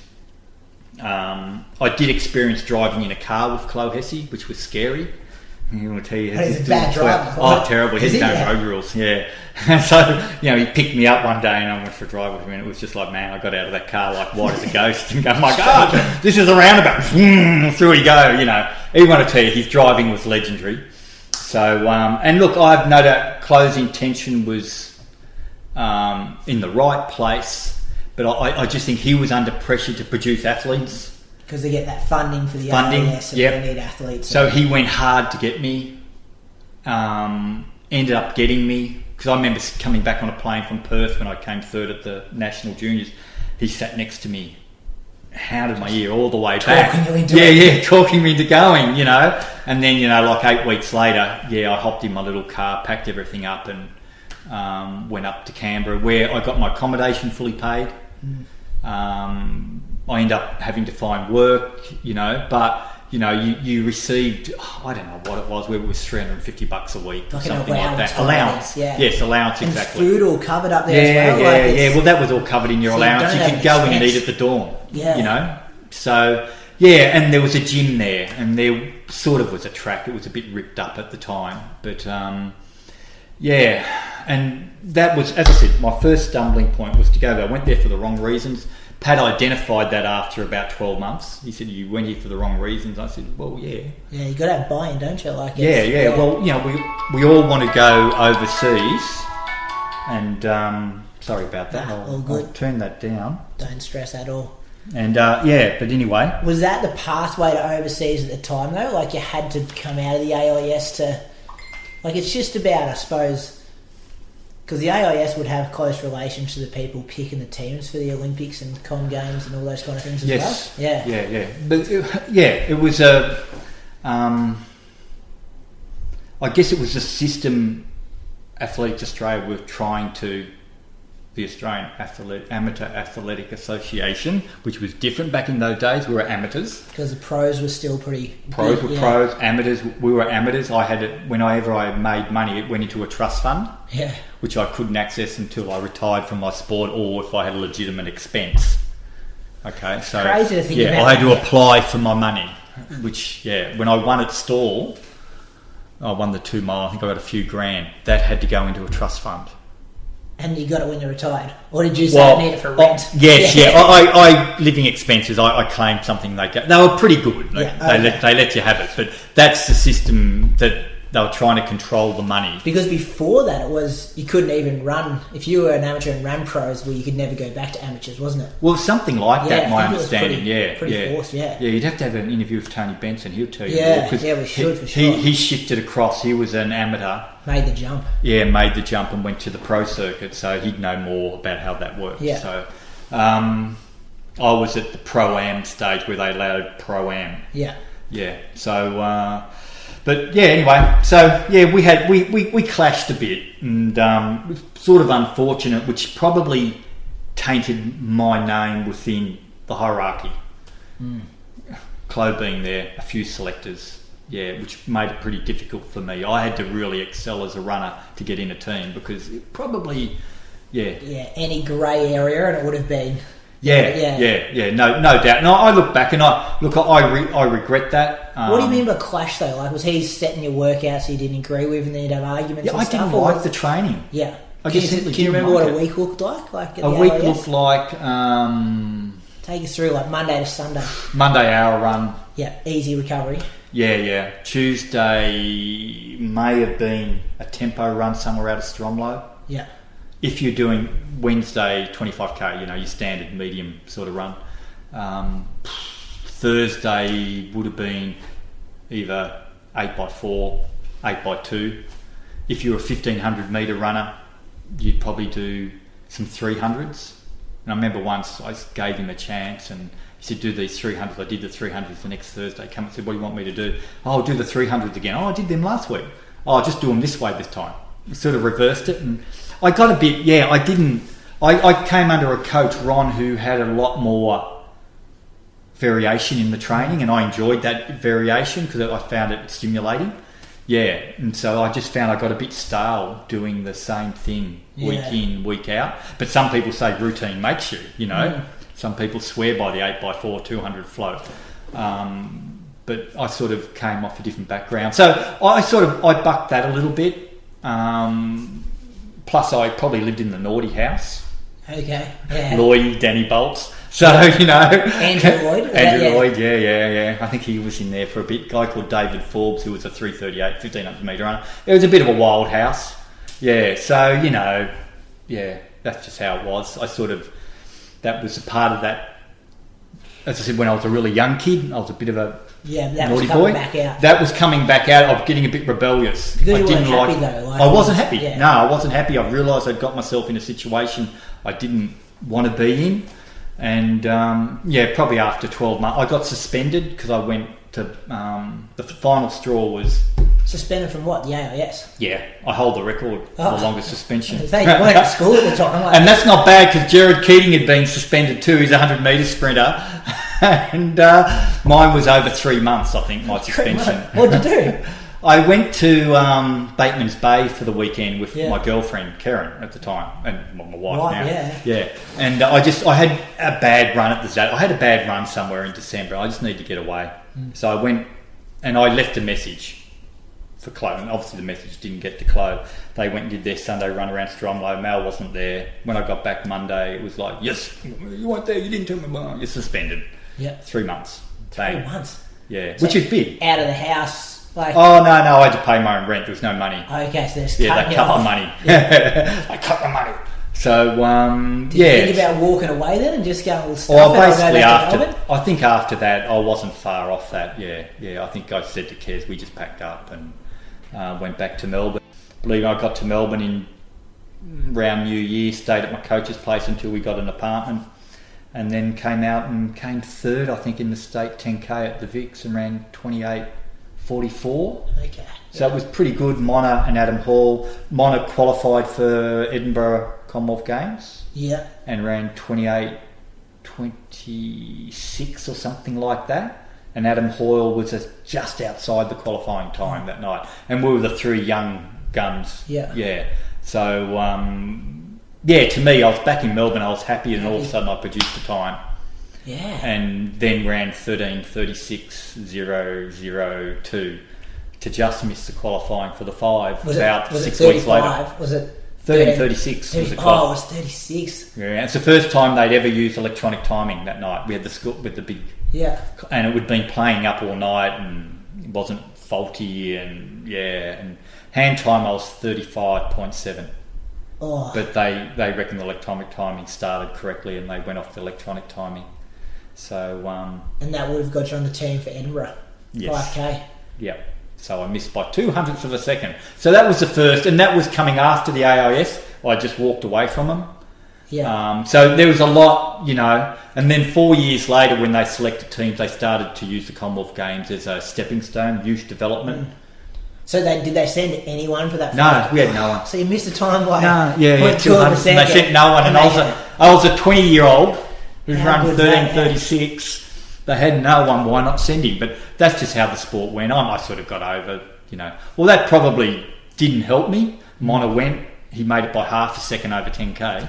And I think might have wrote a book somewhere and referred to the two of us and made that as a turning point. I have heard that before. Yeah, there was two pathways, and he took one and you took the other took the other. Yeah, I developed a bad attitude after that too. So you kind of said Canberra was the first mistake, and is this bad attitude kind of like chip on your shoulder kind of stuff? Chip on my shoulder, I call it that. Yeah, I definitely would. I lost my mojo. I just lost it for the track. I was not interested anymore, and I probably spent the best thing I could have done to myself in hindsight after that is retire. Just give up for 2-3 years. Oh, so just like a break, not a break. Yeah, a break. I needed a break. Junior career had been big. Yeah. Then that bit of turmoil, just step away from it and find myself again, and that's probably where at that point in my career is where I needed a mentor. And once again, I'm never sitting here blaming Chloe, never blaming the system for not selecting me. I could have done things better personally. Yeah. What about Ron? Like, obviously, you were back coached by Ron. Yeah, Ron was a very quiet, polite guy. Yeah. So he could write a program and get you fit, but couldn't lead you. No. He couldn't lead me that way. Whereas an ex-athlete or a mentor could have given me some better advice, told me how the sport really is, and that I just had to be faster than anyone else. And then they have to select you. Yeah. And that's what someone did say that to me at some point. You just need to get faster, Mal, and be so fast that they cannot select you. So probably another big regret. Look, Ron Clarke. After that, Ron Clarke stepped up with the Victorian Marathoners Club and flew me over to Europe. Unfortunately, I got a foot infection, struggled. But that's where all of a sudden I was in Europe. I was talking off air. Yeah, before we started. Yeah, so that's Ron had set me a training program for Europe, and these are your races. You're running this under 23 match, and then you'll go and do this. Went over there, and nothing existed. So Ron Clarke had set this marathon club up. No. This is Fred Lester. This is another. Oh yeah. Yeah, Freddie Lester. Yeah, I've heard about that scholarship or something before. Yeah. So you got kind of some funding and go to Europe and race over there, but it was the same kind of what we spoke about at the start about. You kind of just pack your bags, go by yourself. Yeah. They give you somewhere to live over there for a while? Or? Yeah, I stayed at Ron Clarke's. Yeah. Ron was fantastic. Ron, brilliant guy, very generous. I stayed in his house. He had an apartment in London. I remember when I got over there, he said to me, Mal, I don't know you. I don't know how to go about this, but I'm just going to treat you like you're my son. Yeah, right. That's come from Ron Clarke. And I had a... Is that a good or bad thing, though? Because you have different expectations of your son. I'm sure I don't have a kid, but you know what I mean? Then you do it like someone you're just trying to mentor. I think it was really good, but the problem was me more than anyone else because I brought up in a very conservative family where we didn't talk about our emotions too much. So now we're getting into a different area, and I didn't know how to handle that. Yeah. And if I'd opened up to Ron and treated him like a father and been able to speak to him about certain things, which I couldn't with my parents because you didn't speak about that. Mental illness, anything. Things that are worrying you about being on the other side of the world. I don't want to know, but you'll be right. Yeah. You'll be right would be my probably dad's answer to it. So I never had that as a 20-year, so I didn't know. So I was a bit guarded when Ron said, oh, okay, yeah, whatever. And but yeah, he looked after me. I stayed out of Bath. He was absolutely fantastic. A few things didn't go right, which was really hard because I had Ron Clarke there. I remember I ran at the Triple A's, the English Championships at Crystal Palace, and I was warming up for I'd ran my 5K race and really struggled. I hadn't had a track race. I'd come off the winter. I probably ran 13:36, was just getting fit, and I went and had 2 weeks. I didn't get selected. Went and had 2 weeks off. Went stuff it. Yeah. Yankee went swimming down Echuca. Yeah. Probably drinking a little bit, had a couple of drinks. Back to that kind of chip on the shoulder, like I just went off. I had a break, got out of it. It's probably good for you, though. Probably good, but I never quite got back into really good track shape. And I probably needed, once again, if I had a mentor there, if I'd had a Rab would have said, keep training. You're getting fit now. Knocking on the door. You're just getting fit now. Let's go run another 5, 2 weeks later somewhere. we'll find something to Organise reproduce it. Go out, and I probably would have then run 13:32 because in that race where I ran 36, a cool change came in the last half mile. I remember we were lining up the start line and they were fiddling around, typical being late, 15 minutes late starting it, and I was looking up to see and the clouds were coming over. And we knew it was very mild and there was a blustery southerly change on the way. I was thinking, come on. So anyway, got to the last half mile. I was probably on 13:32 pace and I only ran 64 for my last lap because I was into such a strong headwind down the main straight. Yeah. It kicked in the last 2 laps and I was in those days I'd run sort of like 128 for my last 600. Yeah, really kicking down. Yeah, kicking down. Speed, yeah. I had a 700 kick. I wasn't a 400. I wasn't a Lloydie who'd produce a 55 sub. You were in that race with him in Auckland, that Com Games, weren't you? Yeah, I was, and I was in an even faster one at the trial where he kicked down the last lap and just destroys everyone. Oh, destroys, yeah. And he was as fast as most of them in the world over the last 400 metres when the right race was ran at the correct pace and everything was set up. But so I sort of remember the wind coming in the last 2 laps, and instead of me having my normal finish, I was sort of more of a strength, just holding onto the pace, because you know how windy it can get in Melbourne when a southerly change comes in. Dirt was picking up and shit was, things were falling over. The wind gusts were pretty strong. So that was disappointing. I was like, 64 last time. I couldn't understand why I only run a 64. But I was, when I reflect back, I was running into a headwind that was really strong in that last 200. So not much I could do about it. But where were we? Yeah, well, you just missed the time. You've kind of... Oh, that's right. I went over to London with Ron. And dealing with that. Ron was fantastic, as I said. I just didn't know how to deal with that emotional side of it, and I had to open up to someone and tell them where I was really at. And as a result, I remember ran 2 bad races. Ran a bad one at Belfast. I think I finished, but ran 14:20, something like that.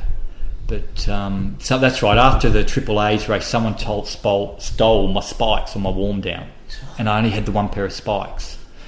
And so Ron managed to get me another pair, but they were half size too small, and I'd done a training session prior to Belfast, and I got a huge blister in my heel, which got infected after Belfast. I had a line running up my leg and had to go to the doctor.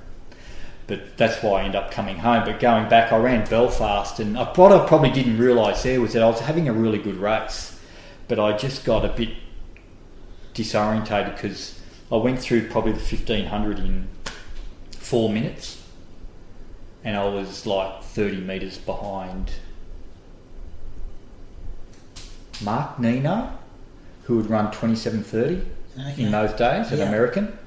Quality. And, sub 13:20 guy, and he was in good shape, and he was going for it because he was racing against someone quite quick. I don't know if it was Ovett. He was running a 5 at the end of his career because he stepped out a bit, and they were having a real crack, and I was sort of this next group.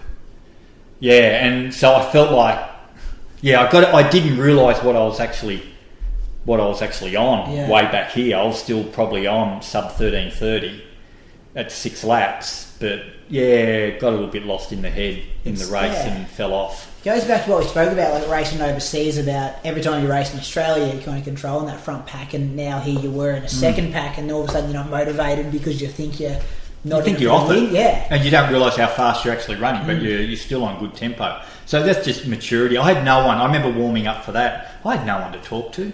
I remember being in this little change room. Heaps of athletes around, and there were a few Aussies there who were competing in the lead up.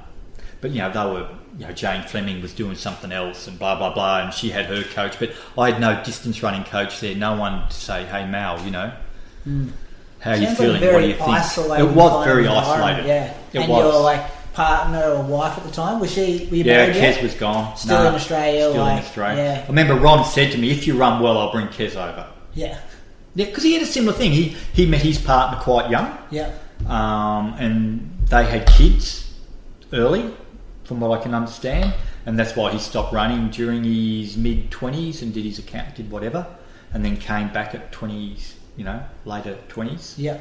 And he said, no, if you go well, I'll fly her across. And so that was the carrot he was dangling there, but it never quite happened. As I said, I ran Belfast, got an infection, went back to his office, and we talked about it, and he said, look, I'm quite happy for you to stay here as long as you want. Just get healthy again and we'll reset. And I said, no, I think I'll go home. Yeah. So I was a bit homesick because I had no communication line to anyone. I was just sitting in this apartment in London all by myself. What do I do all day? Yeah, it's like you sitting here by yourself. And does your head in, doesn't it? Yeah, it does do your head in. And I just had to get back and be around people and go back, bit of work, and just be normal. I couldn't. I had no training group, so all my training runs were solo. So why didn't you have a group though in Melbourne? Like, did you this is in London. Oh, sorry, but when you got back to Melbourne, with there. I had my group. Yeah. Like the Hunters guys. Yeah, I had a bunch of guys who were sort of like 350, 1500 metre runners. We had a good little group. Ivanhoe was quite a strong A-grade club in those days. We produced, I think, a bronze medal, at the road relays one winter. Yeah. So, because we had dazzling Darren Wilson in our team. So it wasn't a bad lineup. You had myself, Darren. We had Damien Cook, as I mentioned, who was, he could run 15 minutes. I think he got down to 14:47 for 5K. Yeah. No, maybe in the 30s. Got a bit quicker. A guy called Barry Gregg, who was probably a 14.5 5K runner. So we had nice depth, and we had a good little club. Yeah. Talk to me about a thing that I wish would still happen these days, because all I hear is like legendary stories about it, but the Otway Classic races. Otway. You were a captain of one of those teams. Yeah, Richard was telling me one day you were the captain. I think he was on your team as the fourth or fifth runner, and TV was TV in charge. Oh, okay, that must be my final one. Yeah. Okay, so two different teams. I've got two stories mixed up here, but it sounds like maybe for the listeners, like, just explain what the Otway Classic was for starters, and then your success at it. It was an awesome event for starters. A lot of publicity. It got on TV, and they do docos, and they'd show the full coverage of the race. It was basically they called it the Tour de France of running. All right, it was a 3-day endurance event through the Otway Ranges. So you'd start off in the morning. All your runners it was a great lead up, because you'd have a selection night. People would apply to running the race, and they had, I think, 49 or 50 athletes. So we'd go to this pub in Melbourne somewhere, and John Tolman, who ran the event, we'd all have a big meal there, and every team would be there. And I ran for a couple of different teams. I think the one I won with Trevor Vincent was Australia Post. Yeah, so you'd have like corporate sponsors at each team. That was, and they would select or try and get their captains, which I was a captain for Australia Post. Prior to that, I was Newbrick. So I was a number one, being the captain, and then they grade everyone off times. So then you had your 7 number 2s, your 7 number 3s, your 7 number 4s, and your lottery ticket at 7 number 5s. And basically we'd be madly on the phone trying to find out who's doing what, who's holding back, who's, you'd have your whisperers, people out there spying to try and get you, see what everyone's up to. And you'd have a selection night. Yeah, right. And so you try to figure out what the other teams are going to select. Everyone was trying to work out who's in good form and who's fit. Who's fit. And you had your leading races, and and everyone was graded. And because I was number one for the race, I got sort of last pick of the 2s. So would every team would have a number one? Like, so who were the other? Like, so was Mono number one or a D number one of another team? First year I ran it. Mono was number 1. I think I was number 2. Brad Camp was number 3. Yeah, okay. That was a pretty loaded year. Yeah. And I think that after that year, Mono said he wasn't going to ever run it again because it was too hard. Because he didn't get much reprieve because he had Brad chasing his butt. It got really hard. It went from a point of where you could sort of cruise out a run and get through the others without the talent in the one pool got better each year, and then they brought Kenyans over. And so it became you were running 3 really hard races, time trial in the morning. So that's this is what I couldn't get over. I thought when you said like it was a team thing, maybe as did a relay, and it was from point to point, and you ran 10k each or whatever. But it was, do you want to describe what a day looked like? Yeah, a day would look like everyone leaving the massage table, crawling by day 3. But day 1, as I said, so you had your selection night, you picked your team. So you went through an order, and then I'd get first pick at the 5s and the second pick at the 4s, and so that we got a little bit of strength at the tail end if we could pick the right guys. You have your team. You end up having your team of 7. You had your masseurs, your physios, your team management. You'd have all your cars or minibuses all decked out so you could lay in the back. Off you go, off to Geelong. And series lookout was your first time trial, which had a massive hill, big hill. You started on the top, you ran down, went around the base, and you came back up it. Very tough time. Distance, like what? 6k maybe? 6k time trial? Yeah, 6k. So you ran for... Look, I remember that race, Steve and I, my first year in it, we tore off at the start line, went down the hill pretty quick. Popular man. Yeah, that's my missus. Do you want to take it? We can pause this. This is no drugs. Oh yeah, just pause it for me if you don't mind. You can... Yeah, I'll let her know. I'm going to be able to... Go for it. Yeah, so the first event was time trial at series lookout, and I remember lining up, and you basically tear off, and you'd run it pretty hard coming down the hill, and it was just like a race. And I remember Steve once again went out pretty hard, and but then we finished coming up this really big steep hill, and I remember he started pulling away, and you basically settled on a position. That's what I'm trying to say. You got points where you finished in the time trial. So time didn't matter too much. It was, and I'd look over my shoulder. Brad had dropped off me by about 30 metres. You sort of call a truth. I'd like to say that's how they went, the time trials, and because there was no use busting your gut to catch someone who was 30 metres in front of you if you only gained 2 or 3 seconds. So it became a little bit of it was a tactical race, the time trial. So you crossed the line, you just got it done, conserved your energy, and then you probably had, for the ones, we had probably an hour and a half rest, and we ran the 3rd or 4th leg in the morning, mid-morning run, which was 10k, fairly flat. And was that of a relay or like a... That was to Birregurra or somewhere like that. Yeah. Fairly flat. So, yeah, everyone would have a rest, and then you'd probably only have, in the time trial, you'd have, I think you allocated 4 runners from your team. So you'd keep 3 fresh to go out 1, 2 and 3 for the next leg. Yeah. So bang. So then the ones came in at 3 or 4. So I'd have about an hour and a half rest, and I'd have a lead out like Richard. I think he ran as my 2 or 3. So he'd then go out and do the first leg from Ceres Hill, and we just ran to a town somewhere and along the road, and because you had a train of cars following the race. So it was really unique. It was really 80s, sort of mid-70s stuff, And the old Holdens going along. I look at the old cars now going, oh, wow. And it was just a relay race along the road. So we get the 10k done in the morning, mid-morning. Everyone, I think there were 6 legs, so 6 out of your 7 perhaps would run. I'm a bit rusty on all those finer details. And then you had lunch, which was about an hour or so break, and then you'd do the afternoon section, and that was another 10-11k for us in the hills, because we then swung into the Otways. So it's almost like doing 3 races a day. It was 3 a day. Yeah, it was 3 runs a day for 3 days, 9 runs. The second day, you're at either Lawn or Apollo Bay. You're at Apollo Bay, I think, and you had a time trial in the morning, which went up to this lookout.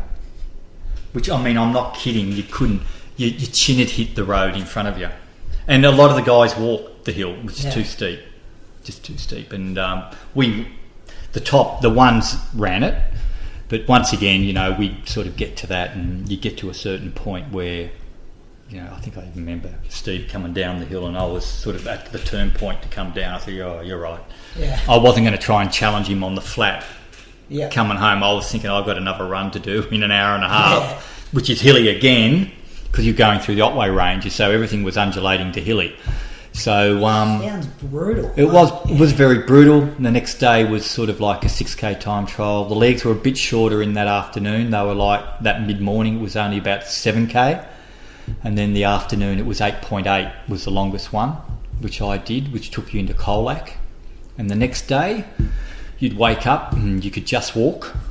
I'm not kidding. You could only just walk. I can only imagine, everyone was limping around, and we were at the Colac Velodrome where we do a 400-metre sprint. So you had... Mona never did that one. Yeah, so you'd have to pick your team knowing that who can sprint. Who can do a 400. Yeah. So unfortunately I always did that because I had pretty reasonable speed. You know, and we ran pretty quickly around that velodrome. And what made it hard too on the velodrome, they put you off in pairs, so you'd run against someone. So you go off in twos. So it was very unique, and that velodrome was on an angle, a bit like that. I had a great sprint race against Sean Quilty. Yeah, right. Yeah, we hit the line together. Yeah.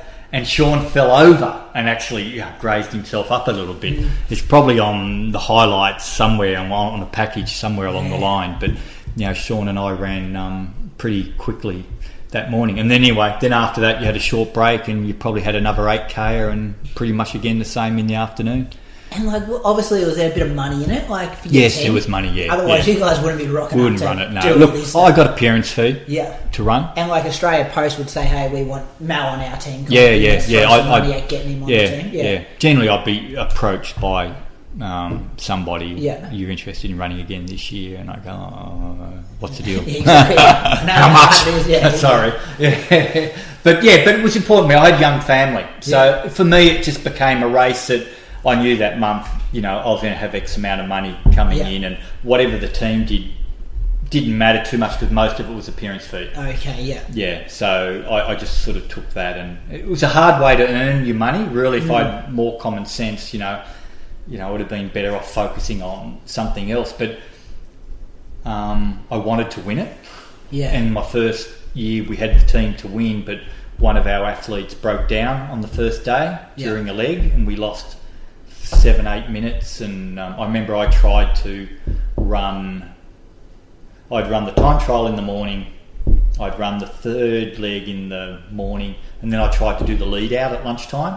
I just didn't have enough recovery, and then I blew up on top of him I had an average run. Yeah, so you lose more time. Then we lost more time. But other than that, we had a winning team. Because a few of the guys a couple of them were Ballarat runners, really ran well. So, got there in my final year with TV, and eventually had the win. Was that Australia Post again as well? Who was? Yes, that was Australia Post. I was Newbrick originally for the first three. You did say that, yeah. And then I think the final one where I got the win was with TV, with Australia Post. So, and I love the fact that I was there running with guys who were 33-minute 10K runners. And the camaraderie. Well, it gives everyone an opportunity, doesn't it? That strategic how you pick, and you're probably just as strong as your weakest runner as well. You are. You relied on everyone. And you were supporting everybody. Yeah. And we all loved running, and it was a running weekend, and those guys got to meet me. I got to meet people who were probably cheering me on at track races who I probably wouldn't have noticed because I was focused on my race, and I loved it. I thought it was fantastic, and I think even opposition teams and supporters out there for other teams saw the effort going in, and they recognised someone who was really having a good leg, and they said, go, and some of the guys, some of the lesser runners, just really put in big time, and then yourself as a captain, you couldn't bludge. You had to rock up to every you had this guy changing to you, and you saw he was about to collapse on the road, and he'd really run a big leg and run beyond what he should have. You went, okay, I just got to really gun it. Yeah. And you allowed yourself to work into the first mile because you had to, because your legs were tight. So your first mile was a bit conservative, but after that you sort of warmed up, and then you're doing like hard training runs.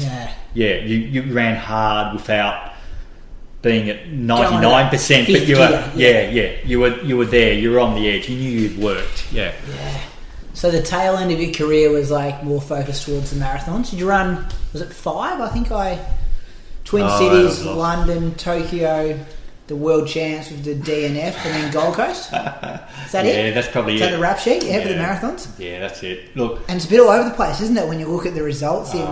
Everywhere. Yeah. What happened to me was Twins was a great result. London was rushed into because they made me run if I wanted to run the Olympics, they made me. I had different people saying this is once again a selection thing coming down. I'd run an A qualifier, 2:12:10. Yeah, okay. I should have been automatic selection. There was only Deke and myself who had the A qualifiers. This is for Barcelona. 92. Yeah. So that's my understanding. Look, I'm a bit vague on it all and sort of over it a bit, but anyway, I had run that, and then all of a sudden there was and I'd run a 4-minute mile about 8 weeks later at the Zatopek meet. Bounce back, no worries. I bounced back really well. I went to the Ekiden Relays and run 28:18 on the road. Yeah, 28:19 I've got here. 19, yep. Something like that. It was the fastest split by everyone on that 10K that day, Yep, and that was apparently Sean Crichton said that Kenyan guy hadn't been beaten on the road for 3 years, something like that. So that was one of his Trivia Pursuit questions. Who beat me? He had names down. It was actually me. I didn't even know the answer to it. So, I was in great shape and probably went up to Falls Creek and overdid it a bit in training and came down a bit flat and had a few races in New Zealand, track races, which didn't work out too well. And then it came. I filled out my application form for my uniform and everything like that. And I remember doing a run up Falls Creek with Mona and Deke. And filled out. Did they send you uniform? You got the A qualifier. You're training hard. Now give us your uniform order. So I got a uniform order and I filled it out. I remember Deke saying, "Oh, geez, this would make a good Photoshop the 3 marathon runners for the Olympics," because we were up there training at Falls. So Mona hadn't had the time at that stage. Something had happened. I think Tokyo he had a heat affected run. Okay. Yeah, so that caused the issue where they could take. We're silly. They could take 2 A's or they could take an A and a B. Yeah. But they couldn't take 2 A's and a B. Yeah. So that the equation then became Deke and Mona, and I was the A that they had to drop. Why couldn't they just take all 3 of you? Not you would have allowed had 3 spots, though, wouldn't you? Yeah, I don't know. It was all weird. Yeah. It's how they did it then. That would have been a policy. Yeah. Because what would have happened if they had 3 A's? Well, they probably would have taken the 3. 3, yeah. Yeah, if Mono had run something somewhere and got his qualifying time instead of not electing to run one. So Deke brings up that, hey, this is the marathon team, you're filling out your order, you're all up at Falls. Yeah, I thought I received something from Athletic Australia, I filled it out, and just for uniforms, etc. And then a few other things happened because Scam missed out, Sean Crichton missed out, who had A qualifiers. They did a bit of a number crunch somewhere along the line, and 5 of us got dropped. And I was one of the 5, so that was unfortunate. But prior to that, they were putting pressure on me to run another marathon to prove it wasn't a fluke.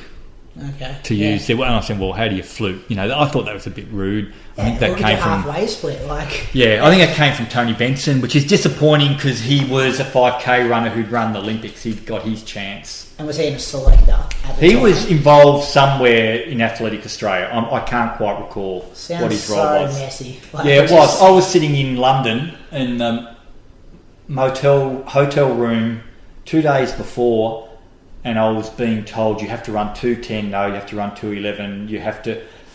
They couldn't even. I went to that start line not knowing what I had to produce. Yeah. Yet in writing, all it was sub 2:14. That was the A qualifier. That was the A qualifier. They came out, and then you're hearing all these whispers from different. Then people. I was getting information from Rab saying, Tony's saying, it's 2:10. Yeah, and all this sort of crap. And what happened? I was quite distracted, and I went out for a run, and that was on the Wednesday afternoon. I'd just gone from Richmond Park, which is a beautiful area, into London at the Tower where all the athletes stayed, and went for a run. Got hit by a car. Didn't over see your foot, didn't it? Yeah. Oh well, he hit me. I went over the car. Yeah, it was a delivery van. Okay. So he hit me probably at 40, 50 k's. Right. I remember I jumped and it was an angle like a Tarago shape, and I hit the top of it, went over the top of the van, and I was spun upside down. I remember seeing people putting their hands over their face, and it was all like slow-mo to you. And it was only my footy sort of background that made me jump. and landed on the ground. I was all bruised, and I'd broken a bone in my foot, obviously, which I didn't know at the time. And I couldn't do right angle turns. I could run a straight line but I was all bruised. I remember going back to the tower and went to the masseur. This has happened. The word had spread. Someone had been hit by a car, and he looked at he wouldn't touch me insurance. Mate, I'm not going to touch her. And I remember I was fiddling around with it, and I got all blood these bruises down the side of my knee into my ankle. And somehow I shouldn't have run. I had a few people telling me, run Rotterdam, wait a few weeks, let it recover. But I didn't have the finances, once again, to hang around. Yeah. I was sort of on my last coin, staying there for money from twins and the cost of things. I sort of got my tickets covered, accommodation, but, there was food and it was expensive. I had my 2 kids there, my wife. I gambled and ran. And I think I went through the half just off the lead pack in 65 or something like that. Felt pretty good. But then the last sort of third, I was 5th, I think, going through the tower. So I was still doing all right, but I was in trouble then because it was a lot of tight corners. Dock and stuff there. And cobblestones. And I had to walk on the cobble. I couldn't put my knee went around that stone, but something went. My foot, I don't know what it was. It was just my leg seized up that side, and I ended up jogging in about 2:17.5 or 2:18. So pretty devastated. I remember I was in the tunnel, getting probably only 2.5 mile out, and the American/South African, he won the World Championships the year before. Plant. I can't think of his name. Platches, something like that. Yeah, anyway, he come past me and sort of nearly stopped. He wasn't having the best of races, and he said, shit. I said, I thought you'd made it. He sort of tapped me on the back and said, keep going. Try and keep going. And I tried to, but anyway, so it was that ruined my career from that point. I sort of, the next 12 months I was always limping. People would see me, Rowdy, Rod the Hyde, who trained with me, he'd say it too. I'd be warming up and I'd be hobbling in my warm-up, because my foot was sore. And I remember I had scans done, and they couldn't locate anything. They said it just lit up like Melbourne lights, everything with hot spots everywhere in my foot. It was just like, where do we start? So all I was trying to do is get 4 years out to get to the next Olympics, which they sort of said if I could get there, get a qualifying time. The word behind it would have been Atlanta, we ticket you in, basically. So I was just trying to get there, and Tokyo I was pretty fit, but then it was pretty much after Tokyo I realised that, because I was with the leaders, probably 5k out. Mono was in that pack and having a reasonable run. It was a gale wind, but I realised then that leg was starting to seize up again. And it was probably at that point I realised I couldn't, run at that level. And then I was coming back trying to train, and it just kept getting worse over a period of time. So that what finished my running. I remember my last marathon was Gold Coast, I think. So they did that because you ran 2:15 in Tokyo. Did they pick you for the world champ team off that. After that? Yeah, I staggered across the line at 2:15. I tell you, my last lap didn't look good. Steve had testified that he watched it. Did you finish on track? Yes, we finished on the track. Yes, and I'd walked at the 3k to go. And you still ran 2:15? Still ran 2:15. I'd walked for 30 or 40 metres. I was gone. My leg was gone. I remember I just couldn't, my quad, the lower part of my leg, I couldn't feel.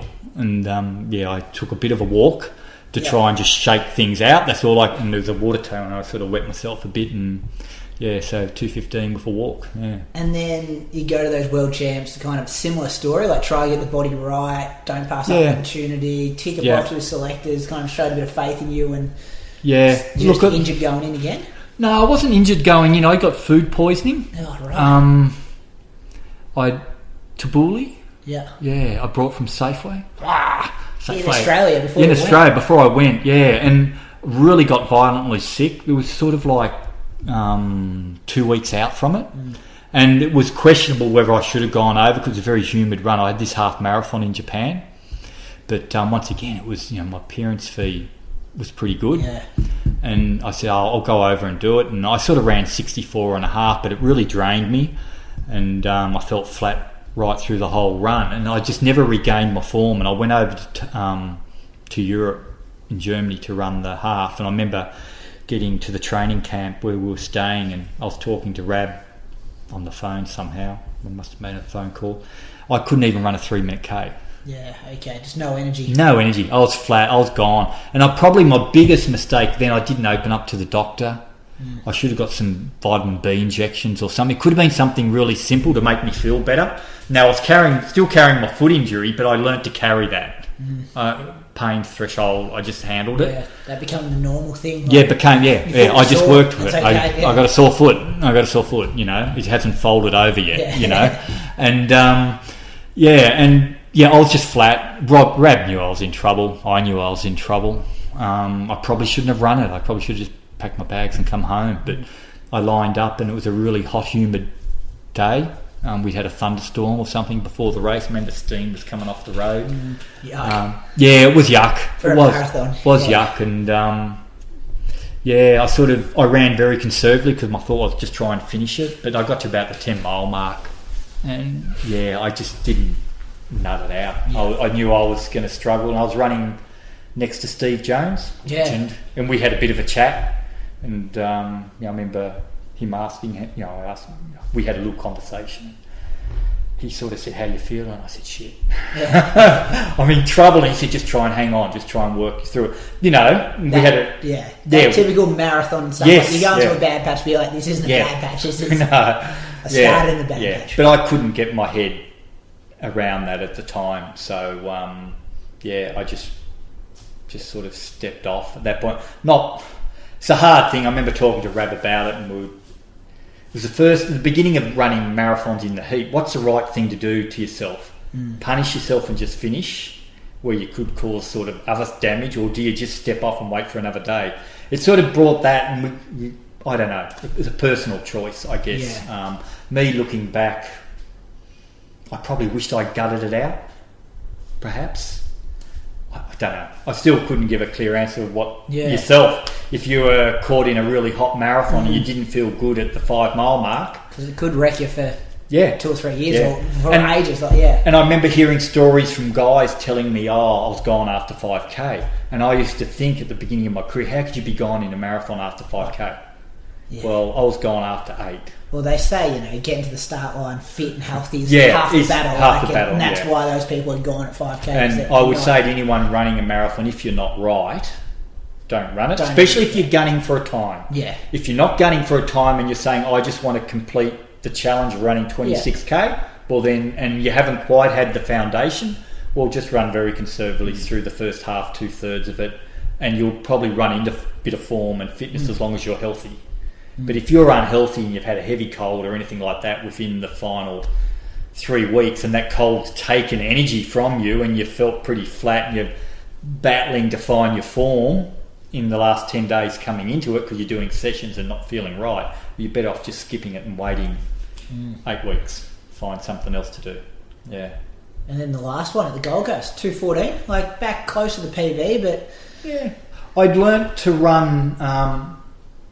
I'd sort of moved away from Rab a little bit at this time. Rab was more mental, someone I would talk to, but I was sort of doing my own stuff a little bit, still training up at Ferntree Gully. I couldn't break 30 minutes for 10K at that stage because my foot was so bad. I couldn't run fast.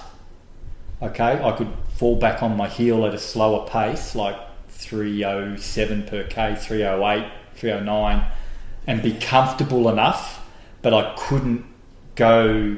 I remember I ran in the lead up to it. I tried to run a 10K against Rowdy out near Whittlesea somewhere, and he thrashed me, and I was sort of like a minute and a half behind him and run 30 something, and I'd gone up to Ferntree Gully 3 weeks out from the Gold Coast and was having a talk to Rab about it, and my form was, my 10K form was really bad. And he said, look, I was doing my over distance run, and I went out and ran 3.5 hours around Fernie, and he said, just see how you feel after that, because a marathon's a different beast. It's a different tempo. did my 3.5 hour run. He said, "How do you feel?" And I said, "I felt great. I feel strong. I feel fit aerobically." And all my training was just aerobic training. I couldn't do 8x4 on the track anymore without wearing heavier shoes. I couldn't wear spikes anymore. That's where it degraded to.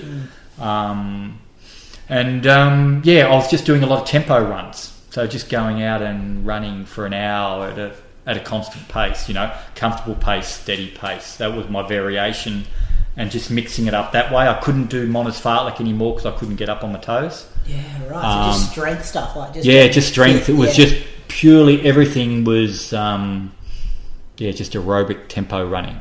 Yeah. So I finished that long run and talked to Rab up there, and we made the decision because I could run 3.5 hours. Felt so good. We'd give it a crack and just see what happened, really. And so, I just went out that day, and I found running, that 2:14, 2:15 pace very easy. But once again, I just had that issue. I couldn't accelerate out of anything, and they sort of surged because you were third. I was leading probably 5k out. Okay, had a break on the field by 100 metres, and they just I could only hold what I had. Rowdy and that started running home fairly strongly over the last 5 or 6k, and not much I could really do. I was sit at that pace all day, but I couldn't change the speed at all. And when I tried, I get this ping really strong sort of nerve, I don't know, problem from my foot running up through to my quad. So and I remember after that race the next day I couldn't walk on my left foot. I was sort of in the ocean just trying to settle it down. It was just throbbing, boom, boom, boom.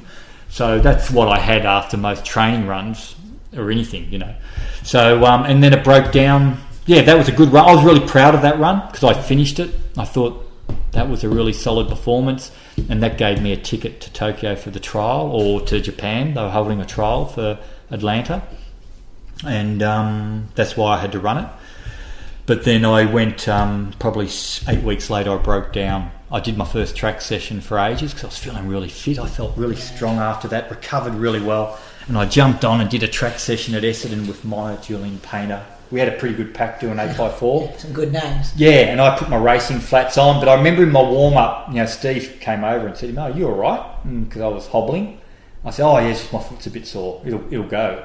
And that was in the warm-up, and I got on the track and probably got carried away because I felt fit and I was feeling dynamic in the floats. 8x4, you guys must have... We talk about it sometime in the show because we recap our own training and stuff, and often talk about how much of a prick of a session it is if you bury yourself a bit early. But you guys must have had some you almost would have been racing, wouldn't you? Like those sessions. Yeah, you're doing when you're on, you're doing 63.5. Yeah. And then you were probably floating 36, 37. Yeah. The float was where it was at. Yeah, and then you just keep it going. Yeah. You put the pressure on in the float. Do you start with the 4 or start with the 2 float? We've had discussions about this as well. Trying to remember, we started with a 4. Yeah. And you finished with the 4. No, we always finished with the 4. I never did a float after. So maybe we started with the float. Yeah. Yes, we started down at the 400 metre start. You did a float around and then you kicked off. Yeah. Okay. And you did some strides beforehand. Yeah. You do your warm up around the tank, come on the track, 3 or 4 strides at the most. Yeah. 4 was probably, what are you doing? Preparing for a race, So probably some lines it was only 2 strides, and the group was sort of lining up to go, and you had to get on. This is at Olympic Park? Park, yeah. And then you'd jump in and you'd float off and into it you go. And we're just taking turns? Now you're on 1 and 4 and 1. No, nothing structured. You just sort of went at it, and whoever wanted to would take it on. And if you had if myself, Mona on, you always knew the floats were going to be sub 40, always, because that was you just put the screws in on the younger painters and stuff like that who had the little bit. I was at the end of my career. Julian was coming up. He had a bit more toey speed, so we'd work the floats a bit harder earlier just to take the edge off him for the final lap, so he doesn't produce a 57 on us on the final lap, sort of thing. You're hoping you can be more of a struggling 59.5. So I forget some of the times. It probably got down to... You're probably nearly running a 14:05 5K on some of them. If I worked out... It was a 12-lap training session, I think.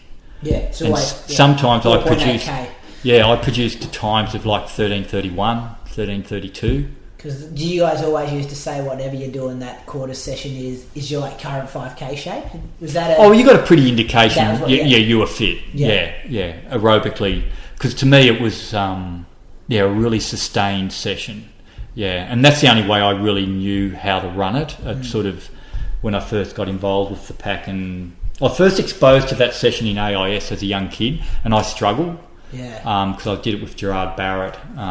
Maybe Deke was there one night, and they hammered the floats really hard, and that was really alien to me because I came from an interval background where I was used to having a walk jog or a slow jog recovery, and you made sure you recovered and then you went again and had the quality up. Yeah, and so that was, I didn't like it when I first did it because But when I got older, I know what these guys are up to. And the younger guys, you'd hammer. The marathoners would push the float. So that brought you undone though, doing that session. My foot went, and I hadn't done a track session for quite a while. I was just feeling good and feeling positive that I could get to a trial and probably run 2:14. Yeah.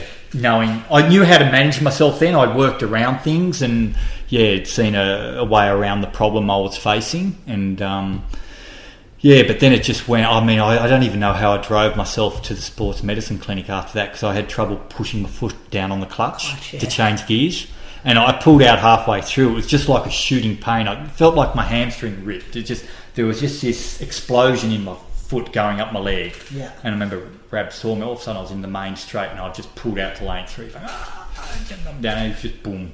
And as I said, they did scans. They couldn't really locate anything because everything was just so red. Everything was just red dots or something. They just said it, hot spots everywhere. And then so they did. I went and had an operation as a last ditch effort to try and see. And he said it was one of the. It was a very good surgeon. Peter Fuller was involved as well. He's an ex-athlete, and they all did a special price for me to get me in there and get it done and have a look at it and try and get me to the trial for the Olympics. And they looked and said it was like a spongy bone or something. They said it was just, things were gone. Not worth touching. No. So they cut you open and had a look and and just stitch you back up. Stitch you back up, basically. Not going there. Yeah, not going. It's gone. Yeah, you're gone. Yeah, basically. And I always said if I ever had an operation, I'd retire. So from that point, I just said that's it. Yeah, couldn't do what I wanted to do, and I didn't want to be a B grade runner. Yeah, really. You've been an A grade runner since you've been 10, so it was hard to accept where you were at, and guys were beating me. I couldn't even be competitive on a 10k road race anymore. To run a sub 3 minute K. 70-second laps. Occasionally I went down to a track by myself prior to Gold Coast and I'd try a little track session. I'll just see where I'm at, and I'd get a couple of quarters done. I'd pull out of it and go, no, I can't. I couldn't get up on my forefoot very well. So I was just running heel striking and just sitting down, and then midfoot when I tried to go a little bit harder, but then I always had to pull back a bit because you could just, You've still kept pretty active in running though. Like, I remember buying shoes off you at Bicknells and stuff and didn't even realise who I was buying shoes off at the time. Like, you're just a kid who does a bit of running and you don't realise who's selling you the shoes, but you've always been involved and kept an interest. And like, what's your thoughts on... I fell out between 30 and 40, didn't follow the sport much. Yeah, right. Yeah, really lost touch. Yep.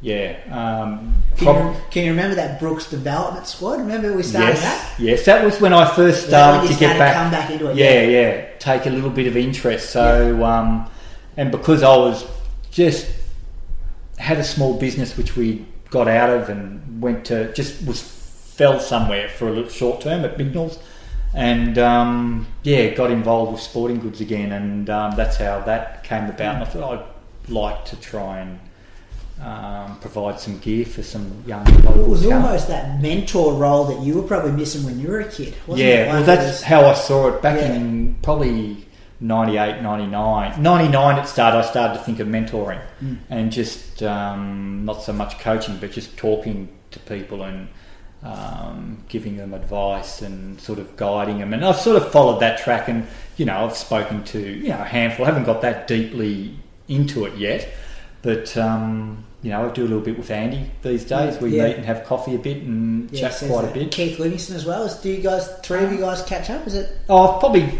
Keith to a lesser extent. Yeah.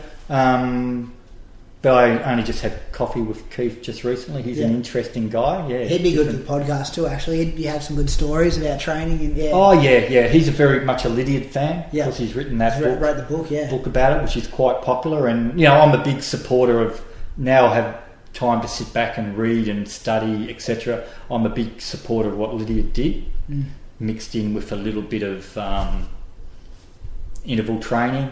You know, I think you need a mix of both. You definitely need a foundation in your running time where you're probably doing more tempo running because I ran 2:14 off not doing interval work, you know, and just ran tempo, and so you can get very aerobically fit. And I think once you get to that level and you have that fitness, and that's why I hurt myself on the track, because I thought, wow, what can I do with this if I can just pick up my speed?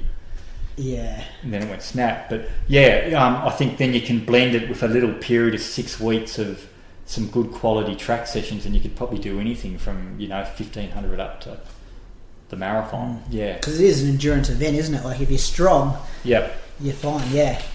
And the current state of athletics in Australia, or maybe just distance running, we don't have to talk about athletics as a whole with the throwing and the jumping and stuff like that, but you keep a bit of an interest in it now, and any thoughts or opinions? Because of what you can see on social media, that's really opened my eyes up to it now again, and I'm not great with all the names of everyone there, but I'm quite excited what I see about our young lad from Tassie.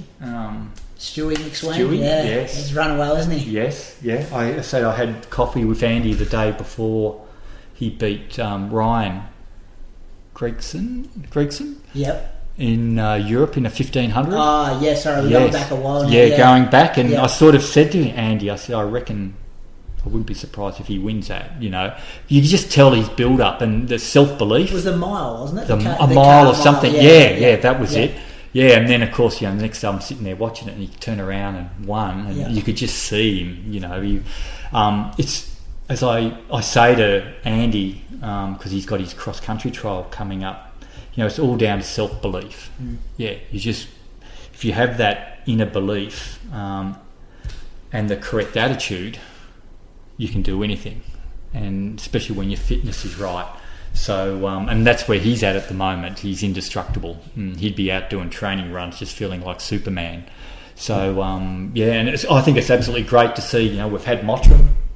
It's great to see someone like that get close to those times, because we don't want to have another period where we go 25 years before someone breaks a Ron Clarke record, like how we were back in the 70s into the 80s, and it finally took Troopy in the late 90s. Yeah, I don't know the year, but it took a while. Troopy on, and he told the story about breaking that at Melbourne Uni that night. Yeah, that's just too long. So, you know, I hope, as much as I think Craig Mottram was an absolutely awesome runner, and he got me back into running, believe it or not. Yeah. I wasn't running at all. I think I would have been about 40 when he won that Commonwealth Games. I remember watching it. He got second. Remember he got second, yes. Justine Chogi got him in the last night. That actually inspired me to start jogging again. I was living out near Epsom, near the golf course. How cool is that? And I'm still having foot problems to today, so I can't do too much, but it got me on the golf course and inspired me to start having a run again. I did the Brooks Development Squad, all because I saw that and just thought he was awesome. I loved that way he ran. That's probably the way I would have liked to have been when I was 20 to 25. How I would have liked to approach my running, quite aggressively over 5k. But it's awesome. I think I hope this young guy can break his record or knock on the door of it, because it just inspires other people to say, we can all step under 13:10 or break 13 minutes and hopefully be doing it clean. Yeah. That's the biggest thing. Do you worry about that stuff at an international level? Like, did you ever come across that when you were competing, that you'd racing the guy and you're thinking, hey, this is too good to be true? Look, without going into too much, when I was 21 hours approach to blood dope. In Australia? In Australia, okay, yeah. Because sometimes I think we put on the blinkers a bit and just think it's a Kenya and Russian and of US thing, but like, yeah. Look, I don't know. I don't think many of us did. Like me, I was young. I was running around Scenic Drive. Someone in a Chuka no, it wasn't a Chuka person. It was a Melbourne person. Drove to a Chuka. So yeah, and and I'd bump into them, and we're having a conversation, and next minute it's like, if you want to get to the next level.